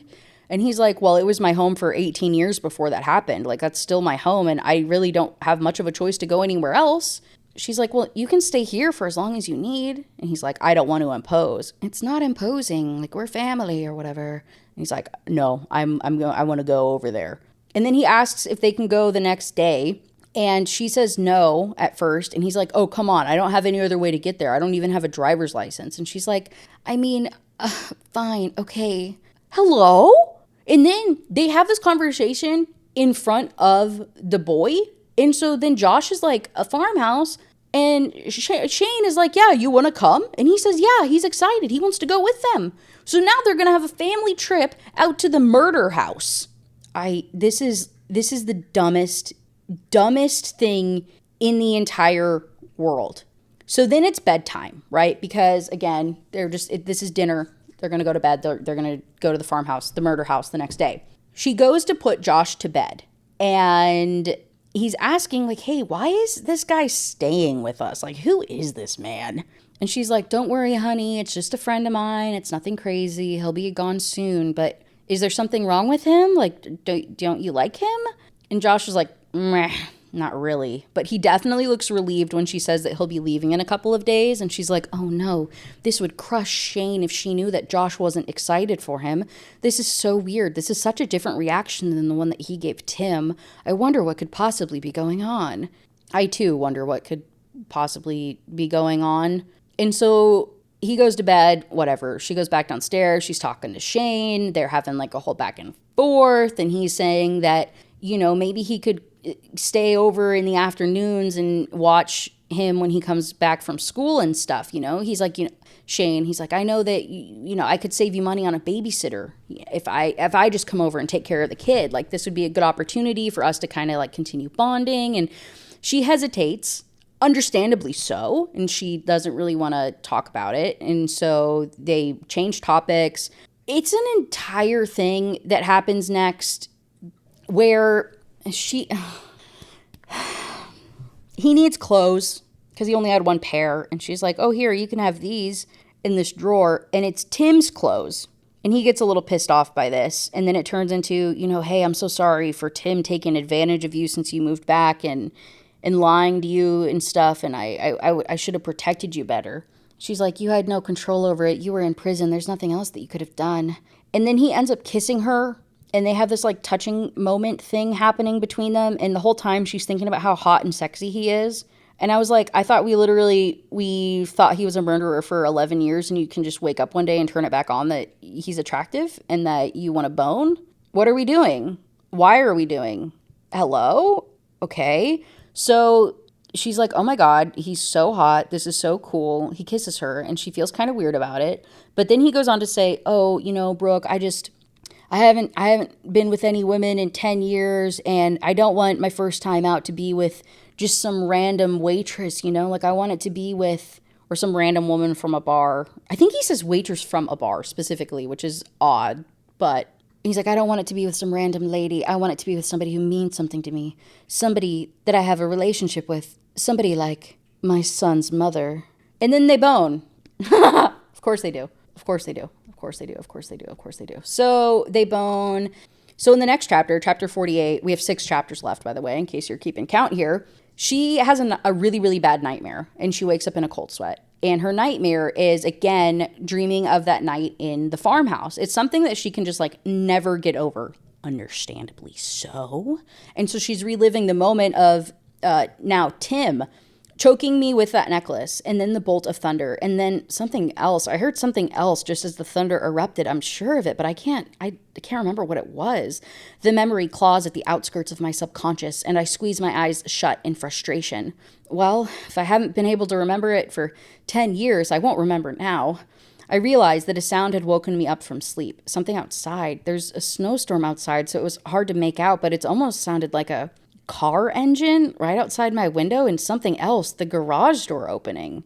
And so then she looks out her window, I guess from the angle of it or whatever, she can see the garage door, and the garage door is closed, but it's too dark to see if there's tire tracks in the driveway. And so she's like, maybe it wasn't that, but she's like, just in case. She goes out into the hallway to see if maybe Shane is in his room. The door to the guest bedroom is shut. They hooked up and then he went to the other room, okay? The door to the guest bedroom is shut. There isn't any sign that Shane has been outside of the bedroom. Hey, what sign would that be? You went from one room to across the hallway. I don't know what just happened to me. You went from your room to across the hallway. What exact indicators are you looking for that would be meaning that he left the room? Okay. I press my ear against the door and I can almost make out the sound of him breathing deeply. I don't want to knock or burst in on him. He looked like he could use a good night's sleep. I'm being paranoid. Nobody was using my car. Nobody's out there. The garage door's closed. Of course, there's one way to verify this for sure. I could go down to the garage and see if there's snow on my Toyota. If there is, somebody's been driving it very recently. Or also, you could put your hand on the hood and see if it's warm. But okay. If there is, somebody's been driving it very recently. Except the more I think about it, the crazier it all seems. I don't think I heard a car engine. It must have been part of my dream. Part of your dream about being in a farmhouse and getting killed sounds like a car engine? Okay. I need to calm down and go back to sleep. Okay. So the next morning, she wakes up to the smell of breakfast, and Shane is down there cooking pancakes. Making bacon pancakes. Bacon pancakes.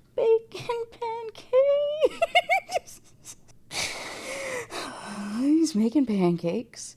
And he's like, oh my God, that was such good sleep last night. That mattress feels amazing. And she's like, I know it's not. That mattress is so crappy. But I know how awful the mattresses are in the prison. You know how awful the mattresses are in the prison, but not the food? I guess you could say the mattresses are bad because she had to get the replacement for the guy with the bed sores. Maybe you could argue me that. Okay. So anyway, they do breakfast. He brings up going out to the farmhouse again. And she's like, I just don't know if we should really go, I'm sure it's pretty dirty and maybe even dangerous. It's been sitting empty for a long time. He purses his lips. Right. So that's why I need to check it out. It's not going to get any cleaner just sitting there. I just don't feel comfortable driving out there after everything that happened, He looks at me in surprise. Really? It was 11 years ago. Yeah, I don't think that really matters. I don't think that makes it any better. And so, whatever, breakfast, he shovels the driveway, the kid comes down, everybody's kind of just vibing and whatnot, and then she goes over to get her keys so that they can head over to this farmhouse. And they're not in their usual spot. When I go to reach for them, where are my keys? A split second later, I spot the keys on the third shelf in this same spot where I usually put them, except one shelf higher. I snatch them up in my hand, looking at the key ring as if for a clue. I'm sure I put the keys on the fourth shelf. I put them there every single day when I get home from the store or work or whatever. It's automatic. I do it without even thinking about it. So while I don't remember putting the keys on the third shelf, I'm sure I must have done that. And then paragraph of thinking about how silly this is. This is silly. I must have put the keys in the wrong place. I have a lot on my mind. I shouldn't drive myself crazy over analyzing this. And anyway, what if Shane did take the car somewhere last night? Would it really be the worst thing that ever was? Maybe he just wanted to know what it was like to be behind the wheel again after all that time. I couldn't blame him. And it was at this point that I had to look up if this was a satirical one, And it's not. From what I could tell, I could not find any evidence that this one was made in satire or whatever. I legitimately have a headache.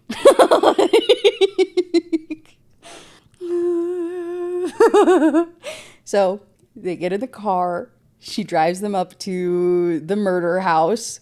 They get there. He hops out and he's like, oh, man, Josh, you want to come in and see it? This is where I used to live. And Josh is like, this looks like a haunted place. This looks like a haunted house. Shane winks at me. It might be. I wouldn't entirely be surprised. Are we just... Okay, so we're just making light of it now, too. Okay, that's awesome. After all, 3 people died here. It feels like Shane isn't quite feeling the gravity of that. He actually seems happy to be here. Yeah, that's not concerning. And so then he asks Josh to go inside with him, right? And Josh says, yeah. So they They skedaddle on in there. And she brought some cleaning supplies for him so he could start kind of working on the place. And the plan was just to drop him off and leave. But obviously the son went in there, so then she had to. And then Shane ends up guilt tripping her, like just batting his eyelashes at her basically. And so then she's like, okay, fine, we'll stay and help clean too. So they spend the next 3 hours cleaning in the murder house. Awesome, I love that so much. And then they end up kicking up enough like dust and stuff that the son starts to have like some allergic reaction things going on, some allergies happening, you know? So he's sneezing a whole bunch. And then she's like, you need to step outside. And Shane says, well, hey, you don't need to just go outside. We can go for a walk, you know? We can go build a snowman or something. Doesn't that sound like fun? And he says, yeah, that sounds awesome. So they go outside and she's like, hey, you know, it's really cold outside. It's kind of dangerous. Like, maybe let's not do that. Let's just like stand on the porch and get some fresh air. Shane's a little pissy about this. He's like, what do you mean it's dangerous? I grew up in these woods. I played out here forever. This isn't dangerous. I was way younger than him when I was doing X, Y, and Z. Yeah, but it's cold out. He's bundled up. He's fine. And she's like, I'm just overreacting. Okay, fine, guys. Have fun in the woods. And they go off into the woods together.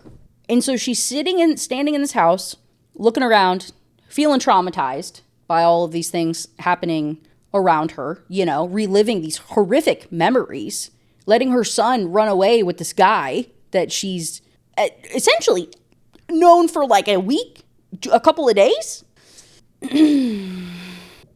So to pass some time, she pulls out her phone. Cell phone service still really sucks here, so it takes a long time to like load anything, you know, but it's coming. It's loading. Just a little slow. Gotta have some patience. She pulls up the news. Breaking news. Local prison guard found murdered. I stare at the headline, my heart sinking into my stomach. It couldn't be. It couldn't. But it's Marcus Hunt, the prison guard, Shane's prison guard, the guy that Shane beat up in high school and put in the hospital. That one. This is breaking news, which means they must have just found him recently. Was he killed overnight? I have no idea, but I do know that this morning my car keys were in a different place than I left them when I came home yesterday. And I also know that after everything that happened at the prison, Shane must despise Marcus Hunt with a burning passion. She's like, this has to be a coincidence. There's no way.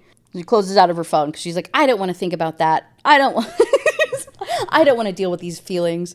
I'm standing in this farmhouse again. It seems like it all happened yesterday. I ran out of Shane's bedroom. I raced down the stairs as quickly as I could, and then I tripped. And then a quick flash. Tim was on top of me, tightening that necklace around my neck as the smell of sandalwood filled my nostrils. And then there was a crack of thunder, masking another sound I couldn't quite make out. I can almost feel the weight of his body crushing me, the air being cut off from my lungs, and I try to scream, Shane, no. My eyes fly open again. I back away from the stairwell, my heart pounding in my chest. As the years went by, I started to doubt myself. I never saw his face, so it could have been anyone that night, except it wasn't anyone. I knew who it was that night, and I know who it was now. It was Shane. I had been dating him for months. I knew his body. I knew it was him on top of me. It wasn't Tim, who was skinnier and lankier. It was Shane. Shane was the one who tried to strangle me, and he was probably the one who murdered Hunt last night. How could I have ever deluded myself otherwise? Hunt was right. Shane is manipulative. My whole body is trembling. I can almost feel the crack of thunder that shook the house all those years ago, and the sound that it almost masked, the missing piece of the puzzle. I can almost hear it. It was a muffled scream. While Shane was strangling me on the floor of the living room, Chelsea was screaming in the upstairs bedroom. She wasn't screaming because she saw what Shane was doing to me, though, because the door to the bedroom was closed. Hello? She was screaming because somebody was coming at her with a knife, except it wasn't Shane. It couldn't have been.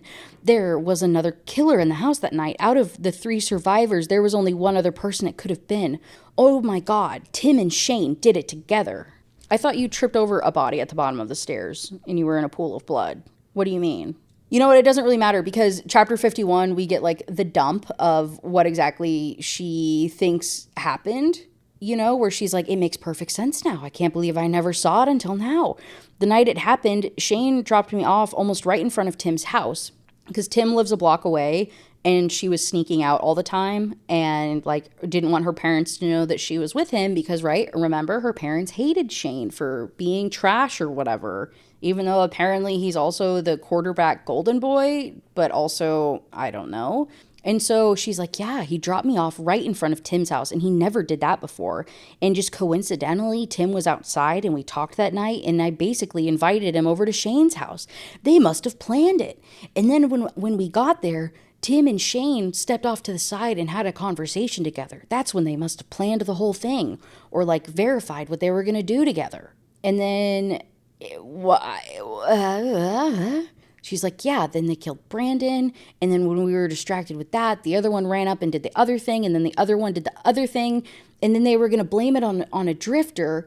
But when I said that it was Shane that hurt me, Tim just went ahead and went along with it so that he would be innocent. And then they like turned on each other or whatever. But they meant to kill me too. They were just going to get rid of all of us. And so with all of this, I don't know, I guess that she figured out or solved, she calls Shane and she's freaking out a lot. And she's like, oh my God, can you hurry back? Like, I'm worried. And he can kind of sense it in her voice. And he says, no, I'm not going to bring him back. I'm just trying to spend a little time with my son, Brooke, you know, the one I haven't seen in 10 years and I didn't even know existed. He's very frustrated about that. And she's like, I need to come and find you guys. I missed 10 years. 10 years. You didn't even tell me. I'm sorry. A little late for that, isn't it? But don't worry. Now that I'm here, we're going to be making up for some lost time, and maybe you'll see what it's like to miss out. Oh my God. So she's afraid now for sure that he has just like completely kidnapped her son, especially when she can't find her car keys, because he took them. And he says, oh, don't worry, I'll be back eventually. Before I have a second to feel relieved, he adds, after all, I need to make you suffer for what you did. Shane, I wonder if you'll scream louder than Tracy Gifford did. My mouth drops open. I try to speak, but no words come out. Goodbye, Brooke. I can almost hear him smiling on the other line, or should I say, see you later. Through the phone, I can hear my son's voice, his laughter. I might never hear him laugh again. Hey, what the fuck? Okay. And so she tries to pull out her phone, tries to call 911. Obviously, there's no service or connection or whatever, so it doesn't work. So she's like trying to like run out of the farmhouse. She falls down, like breaks her ankle, twists it, breaks it. I don't freaking know, dude. And so every step is like a knife stabbing me in the ankle. I don't know how, but I'm going to do this. I'm not going to stop moving until I get to the main road. Again, just want to remind everybody, incredibly snowy road. She was driving like less than 10 miles an hour down this road to get from like the main road that was the main road that was plowed up to this farmhouse because it was so slippery, icy, snowy. And so now in the cold with a broke ass ankle, she makes her way down this thing for an entire mile. Yeah? Okay. Just want to make sure that we're all here. And then I'm going to flag down a car, but to my shock and relief, I see a car coming down the road right toward me. It's a green SUV like the one that Margie drives. Oh, thank God. I don't think I have to keep walking on my possibly broken ankle. I wave my hands in the air like I did that night 11 years ago. The SUV skids to a halt.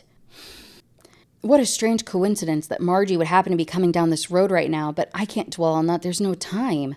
And so then she's like, Margie, my son, he took my son. Josh is in danger. We have to call 911. So she pulls out her cell phone and she's like, I don't have cell service either.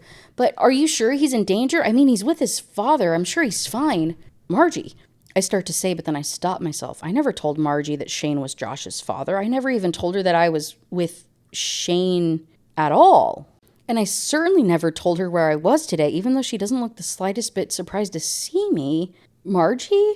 I say. Her lips curl slightly. That's not actually my name. We have met before, and you do know me by my real name, but I doubt you would remember it. Of course you wouldn't, she titters. In fact, I'll tell you what, Brooke. If you can tell me my real first name, I'll take you right to Shane and Josh. I stare at her wrinkled face, trying desperately to place her. While I'm trying to figure it out, she sifts around in her purse again, but this time, instead of her phone, she pulls out a gun, and she points it right at me.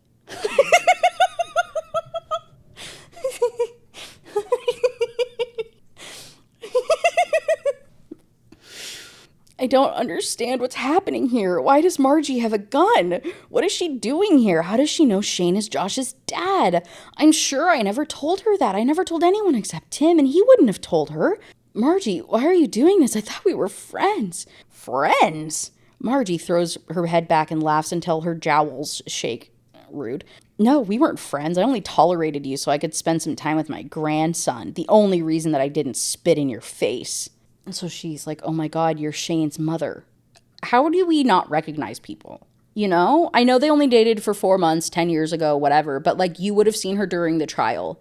I would assume when you gave your testimony, I mean, she was underage, so maybe she didn't. It might have been like a different setup for court, actually, so I'll take that back. But like, I just feel like it would be something that you'd know somehow. For some reason, I just feel like that's something that you would know. I'm Pamela Nelson. I am Shane's mother. She does say, Pamela Nelson looks very different from when she did a decade ago. I remember her as having dark hair and a curvy figure, but the woman I hired to take care of Josh was gray-haired and pleasantly plump. She entirely changed her appearance over the last decade. I didn't have a chance. Oh, okay, sure. Okay, sure. Sure. She's like, no, like, you don't understand. Your son is dangerous. Your son, he stabbed Chelsea. And Pamela's like, no, he didn't. You don't know that. Yes, I do, because I'm the one who stabbed Chelsea. Yeah, so she's like, you really think that goody two-shoes would have done anything? He was just our patsy, starting with that girl he dated, Tracy Gifford. The plan Shane and I came up with for that night was to let him live so the police would blame it all on him. And if you hadn't gotten away, it would have worked. What about that woman, Kelly Underwood? She licks her chapped lips. I had to get my son out of jail. I knew you were going over to Tim's house that weekend, so I got everything ready. I even called in an anonymous tip to the police. And it was so helpful that the two of you exchanged keys so that I could get into his basement. What? And she's like, it disgusted me to watch you date that man, watching him treating my grandson like his own child, but I had to encourage you to stay with him. It was my only way to clear Shane's name. And oh my Lord, you should have seen your face when he gave you that necklace I sold him at the flea market over the summer. I found it on the floor of my house after you ran out, and I thought it might come in handy someday. So you're telling me that the cops never looked for it, never searched for this piece of evidence, realized that it was missing? I feel like that's a pretty like key piece of you know, hey, I got murdered with this necklace. The guys who we think did this were passed out in the living room. Where could it have gone? It snapped at the stairwell, you know? Okay, that's fine. Yeah, totally. So, yeah, killing the other three was unfortunate. You were the target, my dear. A lesson had to be taught. Me? Did you ever wonder why your parents were so adamant that you couldn't date Shane? You probably just thought it was because he was white trash. They never told you the real reason, did they? Because if they did, you would have stayed away from him instead of dating him behind their backs. When Shane was 5 years old, I fell in love with your father. We were together for almost a year. He was supposed to leave your mother for me. He told me he would. He was supposed to save us, me and Shane, but then he decided he couldn't do it. He couldn't leave your mother and he couldn't leave you, so he left us instead. You got to live the life that Shane and I should have had. I had no idea. Of course you didn't. You were busy living your charmed life. You had no idea what your father did to us. And your mother knew about it too, and she wouldn't give us a penny. My son had to work all through high school just to help pay the mortgage here. Those two deserved to die. I would have done it anyway, even if I hadn't have had to do it to have you come back here. Okay. Yeah, okay. Then she continues with her outburst. They could have at least told me about my grandchild. They took so much from me. I deserved to know about Josh. I deserved to be a part of his life, not just the last 6 months. So the only reason that she found out, I think we're in the last like 2 chapters. It doesn't matter. Pamela found out about Josh because Josh and Brooke went to her company Christmas party. And although she doesn't have social media, I guess her company had posted a bunch of pictures from the Christmas party online. And then Pamela, I guess, like would regularly stalk her or keep an eye on her or something. And so ended up finding these photos and putting 2 and 2 together that there was this grandson that she had. And then she still hated Brooke with like such a passion. And that's why her parents never wanted her to come back to town. But okay, yeah. And Brooke, counters, and she's like, well, we can just make this work now, right? Let bygones be bygones. Let's just be a happy family. Shane's out of prison. You're here. Obviously, Josh loves you both. Loves you anyway. He's kind of iffy about the other guy, but we can make this work. And she says, no, we can't trust you. You'll betray us just like your father did. The only way Josh, Shane, and I can be a family is if you're out of the picture. She's like, please, you don't have to do this. I didn't do it. A drifter driving by did. While Shane and I were in the woods, he shot you in the head and stole all your money. It's very sad. Lucky thing Josh's father's around to step it up. Then a resounding thump echoes through the wind, something from somewhere out in the woods. Mrs. Nelson jerks her head to the side at the sound, and now I see my chance. My only chance. So I lunge at her, grabbing her right wrist with everything I've got. And the gun goes off in the air, and then it goes off again, and this time Miss Nelson goes limp against me. The gun clatters to the snow beneath me, which I now see has a spreading stain of red. She's been shot.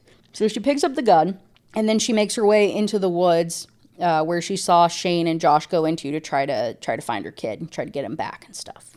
I don't know. But then all of a sudden, Josh appears in the tree line, and he's like, Mom, Shane's hurt. Something happened. And she just wants to take her kid and leave, but she can't. She doesn't have car keys still, right? Doesn't have any of this other shit. She's still got a busted ass ankle. So they're going through the woods. Finally, they get there. She finds Shane. He's under a pile of snow and like icicles, and a bunch of them fell off of a tree branch, I guess, on top of him and like squished him. And it's obvious that he's dead because his eyes are open and unblinking, and there's a bunch of blood everywhere, and it just doesn't look any good at all. And then Josh is like, Mom, we have to get him to the hospital. I can't bear to tell him the truth. I hated this man, but Josh doesn't know that. He doesn't know that the icicles from the tree may have saved his life. He doesn't know that the man lying in front of us in the snow is his father, the one he's been desperate to meet all these years. He doesn't even know Shane is dead. So Shane was on the phone with you yelling about being his father. How far away were they that he was able to have this like heated conversation with you, but the kid not hear, but then you could hear the kid's laughter in the snow that like absorbs sound, you know? Yeah, okay. That's fine. Chapter 54, a month later, her and Josh are eating dinner together, and he says, I saw Tim today. And she's like clinging to this information, and she's like, well, where did you see him? And he's like, I was dropping off a letter. And he was dropping off a letter too. And I saw him, and we said hello. And she's like, this is quite literally the most boring story in the entire world, but I can't stop listening because I just want to make sure Josh is okay, but I'm pretty sure that he hates me. I deduced that Tim's parents had returned to town to pick him up and help him put his life back together after all the murder charges ended up being dropped. As it turned out, Pamela Nelson survived the gunshot wound, and it was a good thing she did. She ended up confessing to everything, which was more than Shane was ever willing to do. After she found out her son was dead, she didn't care anymore. She told the police everything, the whole shocking story. For example, she told them how she helped cover up Tracy Gifford's murder 11 years ago when Shane had come to her in a panic. Tracy's blood on his hands, and told her what he had done. But getting away with Tracy's murder made them cocky. She told the police how she and Shane planned to kill me that night at the farmhouse to get revenge on my father for not leaving his wife and daughter for her. She even told the police how she had lured Kelly Underwood to Tim's house one night when she knew he was spending the night with me, sending her a text message supposedly from Tim. Then once Kelly was inside, Pamela Nelson pretended to be Tim's housekeeper and offered her a drink laced with sedatives, saying Tim would be home any minute. After the drink knocked her out, Pamela rolled her body down the stairs into the basement, and the fall broke her neck, but it was Pamela slitting her throat that killed her. The big mistake I made, social media, and then the whole thing about this Christmas thing, that's how Pamela Nelson found out about Josh, and that's why she murdered my parents, to punish them for keeping the secret from her, and also to get me to come home back to town. She even ensured that I would end up working at the prison by calling every medical practice in the area to complain about my shoddy medical care. And of course, Shane did his part too. He got rid of my predecessor by ratting her out for distributing drugs to prisoners. Not that she really was doing it. She was exonerated as well. Okay. Yep. Once DNA evidence confirmed that Shane and Pamela Nelson had been the masterminds behind all of these murders, the DA dropped all the charges against Tim. But justice is slow, and he only got out of jail a few days earlier. Earlier than today? Earlier than the 1 month later? So it took them... Okay. Yep. So then Josh is like, Mom, you should invite Tim over. I miss him. That tugs at my heartstrings. Josh has lost so much, some of which he doesn't even know about. So then does it count? He didn't know his grandparents. He didn't know that this other guy was his dad. So, I mean, technically, I guess he would have lost Margie and Tim, if we want to count that, I suppose. All he's got is me. Maybe Tim will never forgive me, but he could be there for Josh. That's better than nothing. And so she goes over to Josh's house, knocks on the door. Josh's mom answers. I'll see if he wants to talk to you. But also, Brooke, you look really good. There's a reason he liked you. Hey, what the fuck? So she goes and gets Tim. Tim comes to the door. He's like, what do you want, Brooke? She's like, I'm sorry. It's a little late for sorry. I know, but I really am. I know you hate me, but can you just be in Josh's life? He just misses you so much. No. What do you mean, no? No, I don't hate you. Oh, what? I'm really mad at you. Don't get me wrong, but I've known you my whole life, and it's hurtful that you did this and all blah blah blah blah blah blah blah blah blah blah. But yes, I'll come over tomorrow and help fix your light fixture thing or whatever, and come over and have house projects. Okay, see you tomorrow. He shuts the door and he smiles, and she's like, yes, he does love me. Awesome. We go into the epilogue. 3 months later. Tim is nice. I like him, and he's been hanging around the house more again. I know he's not my real dad, but I would be okay if Mom wanted to marry him or something. Anyway, whoever my real dad is, it seems like he doesn't want to meet me. And he's like, I really like Tim, and he's really smart, and I listen to everything he says. He said to listen to him really, really careful. And he said, you need to know, there's a man named Shane Nelson who might try to contact you someday and want to hurt your mom. This man, Shane Nelson, is a really bad man. Really bad. So if you ever see him or hear from him, you need to know that he's dangerous.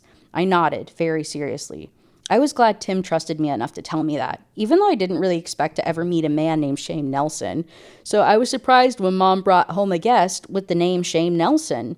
He seemed nice enough, but I kept thinking about what Tim told me, that Shane wanted to hurt my mom. Tim said it was really important, and I trusted Tim.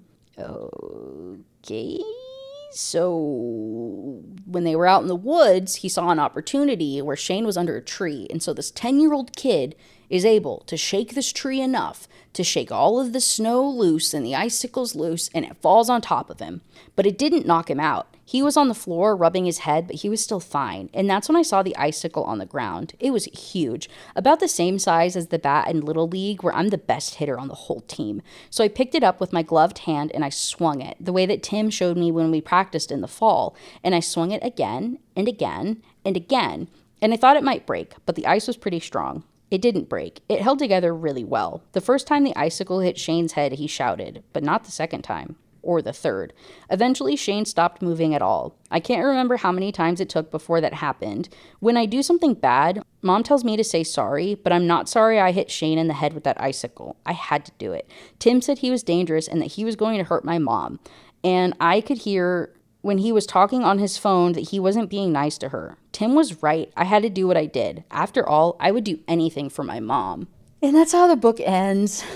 And so he did hear the conversation with, right? I mean, maybe he just heard like disgruntled, grumpy words and could pick up a tone, but how would he have known that he was talking to her mom? I guess maybe he could have said after the fact that it was his mom or something. But I'm like, so did you or did you not hear it? Because you're still saying that you don't think that that was your dad. But like, okay, got it. That's fine. Hey, cool. I think this one might be the worst in terms of like writing quality and flow of story and making any goddamn sense. I think this is Frida McFadden's worst piece of work, which I think says a lot. And again, I don't understand because this was 2022. Like, this is pretty far into her career, I say, as she pumps out a book literally every single month. So you can't be surprised that they're not all hits. But this one just felt like particularly bad and rushed and put out, and there was no flow, and it was really bad, and it was really, really, really, really poor writing quality, even compared to what her writing quality normally is, that I don't understand how this has a 4-star. I don't understand how anybody read this and was like, oh my God, this is genius. Oh my God, 5 stars. I love it so much. I don't know how you could do that. I honest to God, I can't think of a single nice thing to say about this unless you're literally just reading books for like the twists of it all. And that's it. I don't even care if the twist makes sense. Just tell me something crazy that I didn't expect to read and you're getting an automatic 5 stars. Like that his mom was Margie or whatever. And that was pretty subtle, right? Talking about the whole peanut butter Ritz snack thing being Margie and then that being like Shane's favorite snack when he was a kid. Like, okay, kind of cool. But then also, where the hell was Margie staying if the farmhouse was so run down? Where has she been? I thought she was a neighbor. And then also, this goes back to the whole thing of like, so Tim met Margie. He didn't recognize her either. He's been in the same town. He would have like watched her growing up. And if he's been concerned about Shane, then like, how do we not, how, It just doesn't make sense. It doesn't make sense that she lived in this town her entire life and that all of this would happen. Like I said, if she was new to the town, had just met this guy, you know what I mean? They started dating and all this stuff went sideways, it would be significantly more believable. If we're just throwing people in prison willy-nilly, just constantly. I don't even have any words. I kind of expressed my frustrations throughout the book, so I don't think I have any other final thoughts that I could give you right now, other than I can't do this. She's killing me, man. She's killing me. Sometimes I feel so hot and cold because, right, like literally her last one I read, it was like a campy, intentionally satirical one, and I was like, oh my god, this is so funny. She's so self-aware. Maybe I do like Frida McFadden. And then I read this shit, and I'm like, oh, never mind. Never mind. I take that back. I take it all back. My bad. My bad. Okay, so we'll see if this whole once a month Freedy McFeedy thing continues, because I don't know if I have it in me anymore. I might be at my wit's end. No, we'll see. Hopefully the other ones aren't quite as rough as this one was. Like I said, this is her fucking worst. This is her worst. Okay, that's all I got. I got to edit this and get this out to you guys. Thank you so much for watching. Thank you so much for being here. I love and appreciate you guys. You guys are absolutely phenomenal. And I will see you in the next one. Bye.